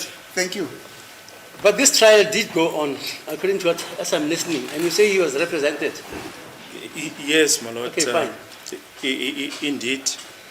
Indeed, my lord. And we did not intend to go into any greater detail except what is written in the record of the Tembisa proceedings themselves, Exhibit 00. That is all, my lord. And we don't really want to prolong this debate. Advocate Nisi says we ask this context in light of what we said that Mr. Mngomezulu touched on the issue of explanation of rights. That is not what we said. What we said is that the defense themselves canvass those proceedings and not the issue of legal representation. That's Yeah, okay, let's make progress, please. Yeah. okay. That matter can be argued, you can argue it either way. Yes. So court, please. As I was listening, there's an attorney called Mr. Macheke. Apparently, he appeared until the matter was finished. There's a possibility that he was doing this matter without having explained to his client that he's got the right to keep quiet and not answer whatever. You can come with 120 suppositions, but the point is, this matter was finalized in a South African court of law. Okay. Thank you. And as mentioned, my lord, we really don't intend to spend much time on the issue. The charge sheet is there. It speaks for itself. The only issue that we wanted to canvass was whether there was an explanation of rights. That's all that we wanted to canvass. On the Awufike 1st of umshushisi June. njengoba ke umnumzana Nisibeseka asukumile athi ke unenkinga ekutheni ke ulibele udingida udaba njengoba nawe usuchazile ukuthi wena uze lapha phambi kwenkundla ke uzophendulela ke ecaleni la kaSenzo. Uthi ke na umnumzana Baloyi bekangazimiselanga ukungenelela kulolu daba losethembisa ngoba yebo laqulwa laqedwa khona le ethembisa. Into bekafuna ke ukuyazi kuwena ukuthi ke wafundelwa yini amalungelo akho. This question is irrelevant, and I will say it for a simple reason. As the court alluded to just now, the witness says in Tembisa on the 1st, I was represented by Mr. Macheke. If somebody is represented by an attorney in court, no rights are explained by the court to the witness because he's represented. So this question is misleading to this witness. Yes. Well, I don't know if Mr. Ramsipele has looked at the proceedings, because if he did, then he would see that indeed the accused, even if he was represented, but there was an explanation of his right to legal representation. It stands in the charge sheet. But my lord, as I say, these are What are we arguing about? I thought we all read the charge sheet. Yes. Hello? Yes. Is that the charge sheet which was written and there were submissions that by the very gentleman? If it's written in hand, we don't know what is written there. I want it to be typed.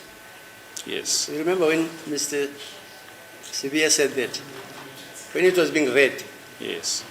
that he can identify into abantu ngesandla. Yes. I want it to be typed. Then it will be official according to Mr. Sibia. Yes. But You canvass that. yes. And Fine. well, the charge sheet was handed up in terms of section 235. It speaks for itself. We're really not going to spend Yeah, but you guys are free to argue it much. at the end of the Yes. matter.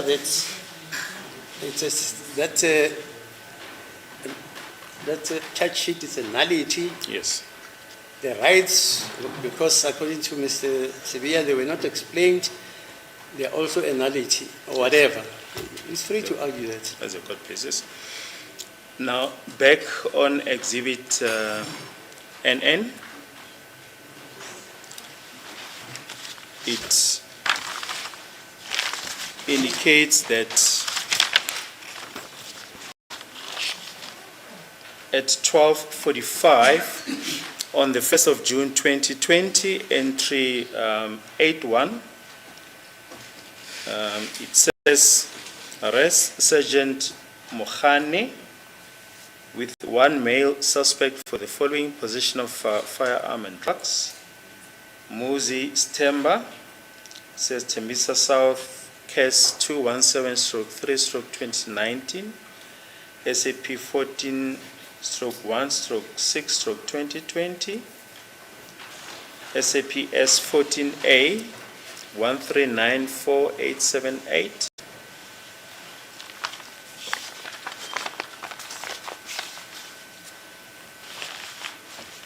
This is the 1394878 is exhibit TT2 that we've just referred to, and says SAP S216 correctly received. So here you are now back from court, from the Tembisa court on the 1st of June. So buyele ke mhla ka June ke ngeyi1 zaka June ecourt nge12:45 bathi ke njengoba ubhekene necala lokutholakala ke unesibhamu kanti ke futhi nezidakamizwa uthi ke yena Sergeant Mohula uyena ke okwamukele uyasho ukuthi ke umuntu lo wakhuluma ngaye ke umuzi Sithemba Sibi.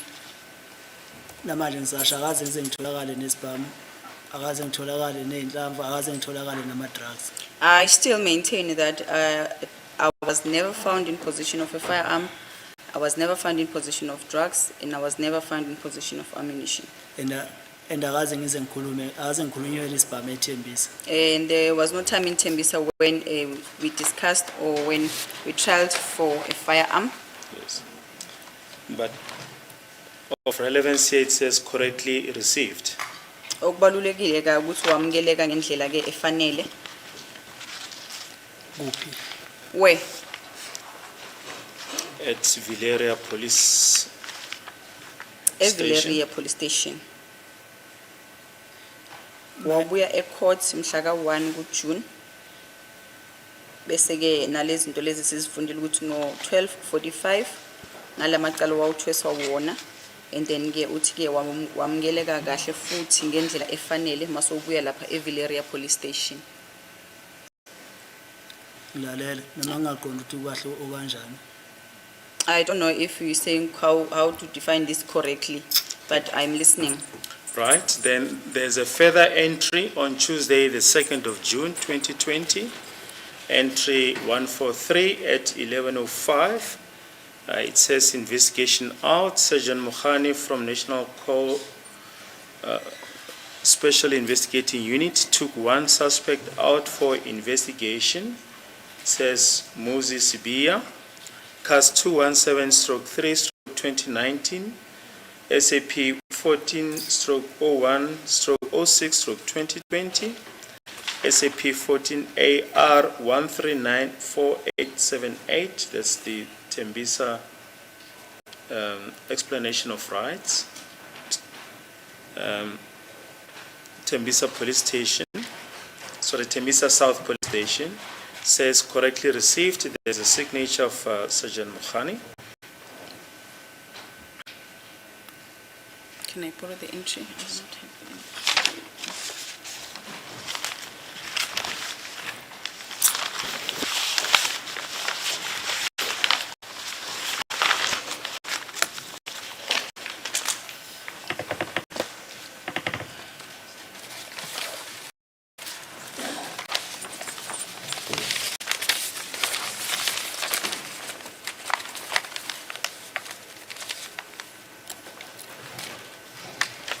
Entry is 143. Yes. Lana ke uyibhalile nge-2 zaka June kunyaka ka 2020 nakhona kungolesibili e-station sase Villeria i-entry number yakhona no-serial number khona 143 ngo-11:05 uyasho ke uConstable Mohani ukuthi ke uyamthatha ke umsolo oyedwa okumuzi Sibia, case number 21703 2019, SAP 140106 2020.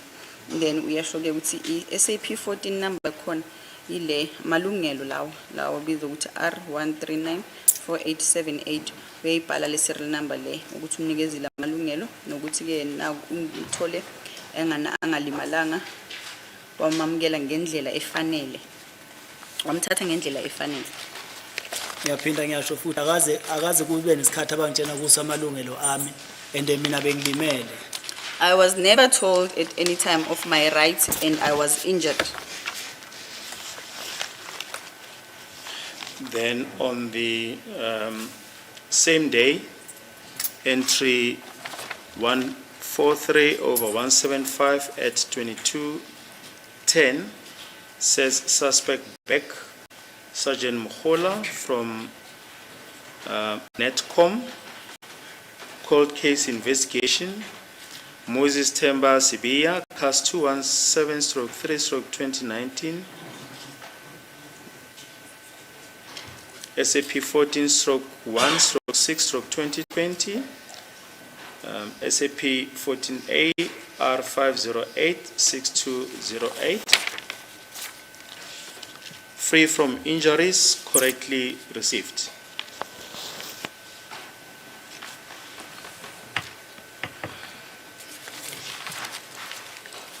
Lapho ke nakho kungolosibili kaJune ku-2020 ngolesibili i-serial number 143175 isikhathi 22:10 uyasho ke ukuthi uSergeant Mohola sekabuyile ubuye ke eNetcom mayelana nophenyo lwalelicala uhamba naye-ke noma ulethe yena-ke umuzi Sithemba Sibiya nge-cast number 217032019 yasethembisa kanti-ke namalungelo wakhe amalungelo i-serial number yalawo malungelo i-R5086208 uthi-ke bekangalimalanga kanti-ke ufuthi wamukele ngendlela-ke efanele. namanje ngisasho phambi kwale katolo shuthi babebhala into abayithandayo bona ukuyibhala mina namanje nakho amamaki asabonakala emva kwale 6 years ebangibopha ngayo babengishaya ngayo ukulimala ngangilimele. Like I said that they were writing what they liked to write or what they loved to write, because I did say that in these 6 years I still have marks to show that I was injured on the day in question. And as we had akaze bengichazela amalungelo. They never explained my rights. and the entries after this entry, which shows that there were cell visits every hour on the hour from 2300 hours, 0000, and the entries that the cell were visited by 2 officers and there were no complaints. Bayachaza-ke ukuthi njengoba sekuye kwavela le ndaba yokuthi-ke bekunamaphoyisa ezayo abekwe ngamabili ukuthi-ke beze lapha emaselini bazokroba khona uthi-ke baza ngo-2300 bafika lapha akuzange kube khona okukhona ondokukhona. Ngiyayiphinda ngiyayisho lento le mina iphoyisa elifike kimi kayi1 ngakhononda kulo ngalitshena ukuthi nginenkinga esongishaya amaphoyisa lahamba la ubheka amabhuku alo lapha labuyela ngitshena ukuthi lamaphoyisa angaphezulu kwawo. I indicated that there was one police officer who came to my cell, and then I informed him that I was assaulted by police officers. He went to his books and then he came back and told me that the police officers are of a higher rank than him. Right. Now we'll proceed to the important entry on the 5th of June 2020. The entry serial number is 326/345 at 0801. It reads, investigation out, Sergeant Mukhani with 1 male for dealing in drugs. Muzi Temba Sibiya, SAP 14/1/1, SAP 14/1/6/2020, SAP 14AR5086208, CAS 217/3/2019, no injuries correctly received, with the signature of Sergeant Mukhani. Sergeant Mukhani-ke naye wabhala phansi-ke ukuthi yamthatha-ke umsolwa ku-3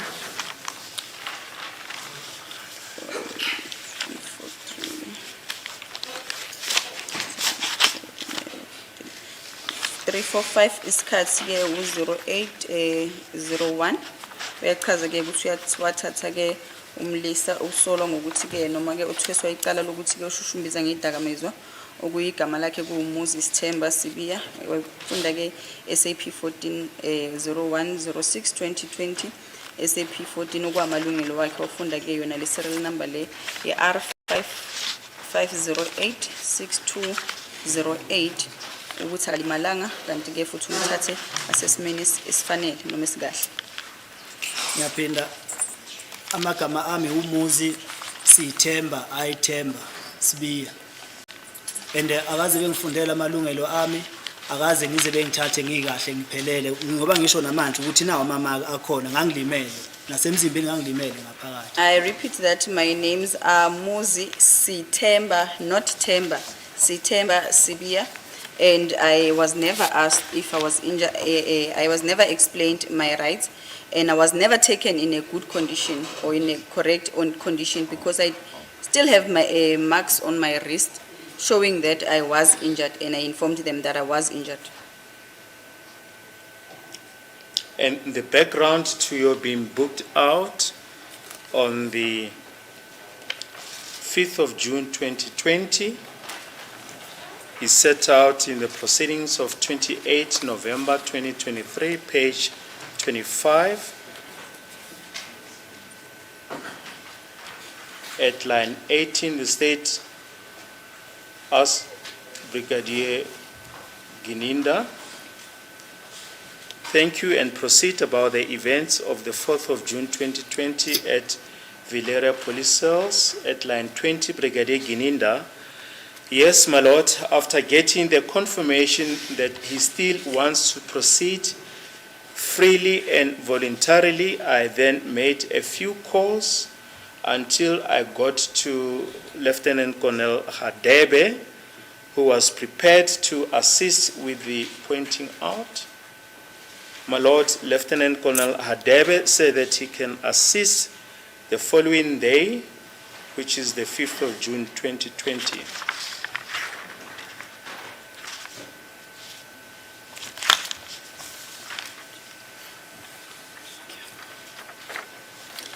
Brigadier Gininda uthi lana ebufakazini obabuthula mhla ka-28 kuNovember kunyaka 2023 uthi mhla ka-30 May inkosi enkantolo no line number 20 ke lapho uBrigadier Gininda khona athi yebo inkosi enkantolo emveni kokuthi ngitholeke umbiko ukuthi usazimisele ukuthi aqhubeke ngokuthanda kwakhe futhi angekho ngaphansi kwengcindezi ngashaya ke ucingo ngaze ngafinyelela kuye ke uLieutenant Colonel Hadebe owasho ukuthi ke uzimisele ukuthi ke asize ngokuyokhomba manje ke washo ke ukuthi uColonel Hadebe uzokwazi ukuthi asize ngelanga elilandelalo okwakuzoba yi5 zaka June kunyaka ka2020. Namanje ngisasha ayikho into engangiyenza ngokuthanda kwami, yonke into engangiyenza noma yonke into eyenzakalayo ngangiphokelelwa amaphoyisa kukho konke okwenzakalayo kimi. I did say that there is nothing that I did voluntarily out of my own volition, but everything that I did on the day in question, I was forced by the police. And furthermore, on the 28th of November 2023, page 24, line 21, Brigadier Gininda testified as follows. Then, my lord, on the 4th of June 2020, I approached the accused one in Valeria SAPS, warned him again according to his constitutional right, and established if he was still willing to do the formal pointing out of the crime scene. The answer was yes, and he also indicated that accused one should be detained at Alberton SAPS, where he will then make arrangements to book him out and carry on with the formal pointing out.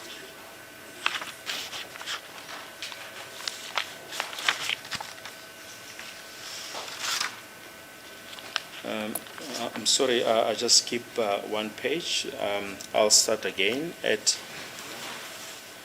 page 24 of the proceedings of 28 November 2023, line 21, Brigadier Gininda. Then, my lord, on the 4th of June 2020, I approached accused one in Valeria SAPS, warned him again according to his constitutional right, and established if he was still willing to do the formal pointing out of the crime scene. The answer was yes, and he also indicated that he did not need an attorney as well. Then line 6, Brigadier Gininda, yes, my lord, he indicated that he is prepared to make the formal pointing out.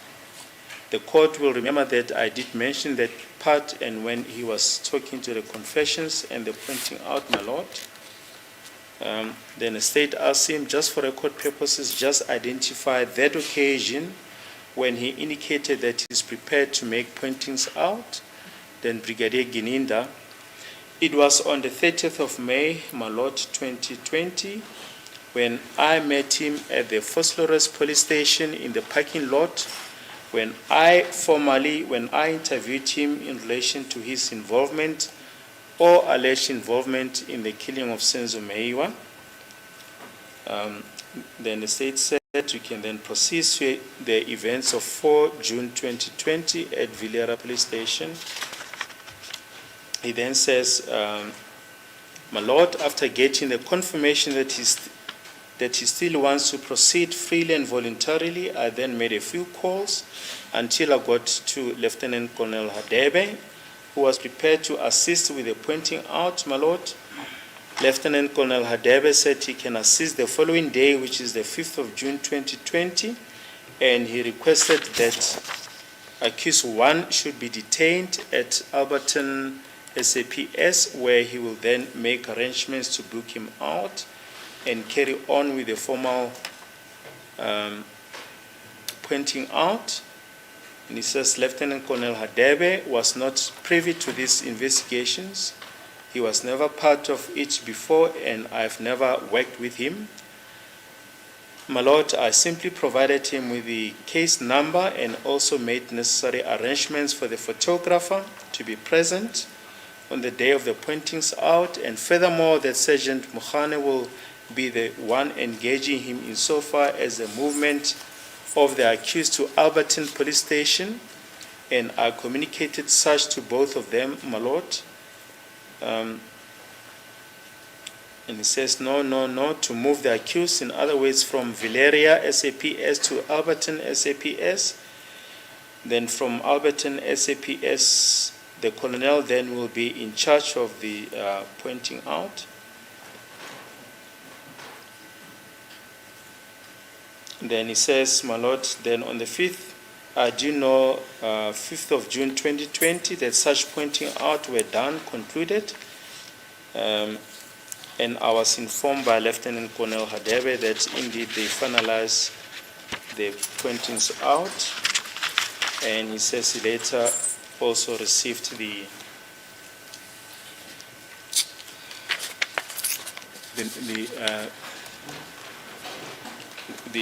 exhibit, this exhibit GG, the notes of the pointing out of the scene. Ubufakazi baka Brigadier Gininda ovele mhla ka 28 kuNovember kunyaka ka 2023 lapho ke umnumzana Gininda asho khona ukuthi yebo Nkosi yenkantolo mhla ka 4 kuJune kunyaka ka 2020 ngaya kuyena ke umsolo oqala owayesendaweni yesiphoyiseni noma ke station samaphoyisa esendaweni yase eValeria. Uthi ngakhulumisana naye ngamchazela ke amalungelo wakhe, ngambuza futhi ke ukuthi usase unayo inhloso noma ke usathanda yini ukuthi angakwazi ukuthi ke ayokhomba indawo yesehlakalo. Impendulo yakhe wangiphendula wathi yebo njengoba sengishilo. Uthi ke wachaza futhi ke umangalo lokuqala ukuthi ke akadingi imeli uma ngabe kuzokwenzeka lokho. Mr Gininda futhi yaphinde yaqhubela la ukuthi yebo Nkosi yenkantolo washo ukuthi yena uzimisele ke ukuyokhomba lapho kwenzakala khona ke isehlakalo, njengoba bengishilo ukuthi ke uye washo ngalesikhathi lesa ukuthi emayenza ke iconfession yakhe ukuthi ke uzimisele ukuyenza ke uyokhomba nalapho kwenzakalele khona isehlakalo. Uthi ke Mr Baloyi washo ukuthi siyacela ke ukuthi kucoshwe la kube ubufakazi obucoshiwe lapha ngenkantolo ukuthi kwakuyinini lokho umsola oqala avuma khona ukuthi uzimisele ukuyenza ukuyokhomba isehlakalo sendawo. Uthi ke uGininda mayiphendula ukuthi kwakumhla ka 30 kuMeyi kunyaka ka 2020 eFosloras Police Station eparking lot lapho yena akhulumisana khona nayo umsolwa wokuqala amtshela noma ke amazisa mayelana nokuthi ke kuyabandakanyeka ke kubulaweni kwaSenzo Meyiwa. Umnumzana Balo uthi siyabonga ke ungaqhubeka uthi lokho kwenzeke mhla ka 4 kuJune 2020 eValeria. Can you please pause, Miss Interpreter? Saqala uGininda akazange fike ngiseValeria. Firstly, Gininda never came to me when I was in Valeria. Akaze khulume kimi ngokukhomba nama akaze ngikhulume kuye ngokukhomba. He never spoke anything to me with regards to a pointing out, and I never said anything to him with regards to the pointing out. Akaze ngenze iconfession, akaze ngize ngithi ngizokhomba. I never made a confession and I never said I was going to make a pointing out. Ngoba ngazi lutho ngokufaka Senzo, angazi la kwafela khona uSenzo. Because I know nothing about Senzo's death and I do not know where he died. akazi ube khona isikhathi uGininda ngifundela ngasamalungelo ami. And there was no time wherein Gininda read out my rights to me. Ngaqhubeka. Uthi-ke emveni kokuthi-ke sekathule impendulo yakho yokuthi yebo uzimisele ukuthi-ke ungaqhubeka ngokuthanda kwakho futhi-ke ungakho ngaphansi kwencindezi uthi-ke washaya-ke ucingo waze wafikelela lapho-ke etholana khona no-Lieutenant Colonel Hadebe owayezimisele-ke ukuthi angakwazi ukuthi asize mayelana nokuthi kuyokhonjwa indawo yesehlakalo. uLieutenant Colonel Hadebe washo kuye-ke ukuthi angakwazi ukuthi asize ngelanga elilandelayo kwakuzoba umhla ka-5 kuJune kunyaka ka-2020. Uthi-ke wachaza ukuthi kuzofanele ukuthi umsolwa athathwe ayogcinwa-ke esipholisi esiteshini samaphoyisa endaweni yase-Albertine lapho kuzofanele ukuthi kwenzelelwe khona-ke amalungiselelo wokuthi-ke azolandwa khona lapho bese-ke ayokhomba-ke indawo yesehlakalo. uLieutenant Colonel Hadebe wake washo futhi-ke bekangazi lutho mayelana nophenyo olenziwayo kuleli cala leli kanti-ke futhi angikaze ngasebenza naye ngaphambilini engakwenza nje mina ukuthi-ke ngamnikeza i-case number kanti futhi ngamazisa nokuthi-ke ngizokwenza uhlelo lokuthi-ke umhane kube uyena owaziyo ukuthi-ke umsolwa uhanjiswa nini kuphi ngasiphi isikhathi kanti-ke futhi ngachaza nokuthi-ke ngizokwenza-ke uhlelo oluzowenza ukuthi kube umuntu ozothwebula-ke iy'thombe abekhona lapho. Ngakho-ke kuye kwachubekeka kwahanjwa kwayoyenziwa-ke kukhonjwa kwendawo yesigameko lapho-ke uColonel Hadebe washo ukuthi-ke uColonel Hadebe washo ukuthi-ke uzochubekela phambili ngaloko maqeda nami wangithumela-ke noma wanginikeza-ke umbiko oshoyo ukuthi-ke sebaqedile ngendaba yokukhomba lapho kwenzakale khona-ke isehlakalo. Namanje ngisasho ukuthi ayikho indawo engayikhombayo mina ukuthi ngithi ngiyokhombisa bona yibo ababethi ngikhombe la ngikhombe la ababesho khona. I still insist and maintain that there was no place wherein I pointed out to them. They are the ones that was telling me to where I should point out. I should point here and there and there. And uHadebe wayazi ngophenyo lwenzakalayo. And Hadebe knew about the investigation or the ongoing investigation. So, please, my Lord, I've received a request that we've received a request, my Lord, that we should call it a day at this point. We don't have a problem with it. First time is it? It's about 3:15. Are we agreed? It's 16 minutes past 3. 16 minutes past 3. Okay, let's adjourn then until tomorrow.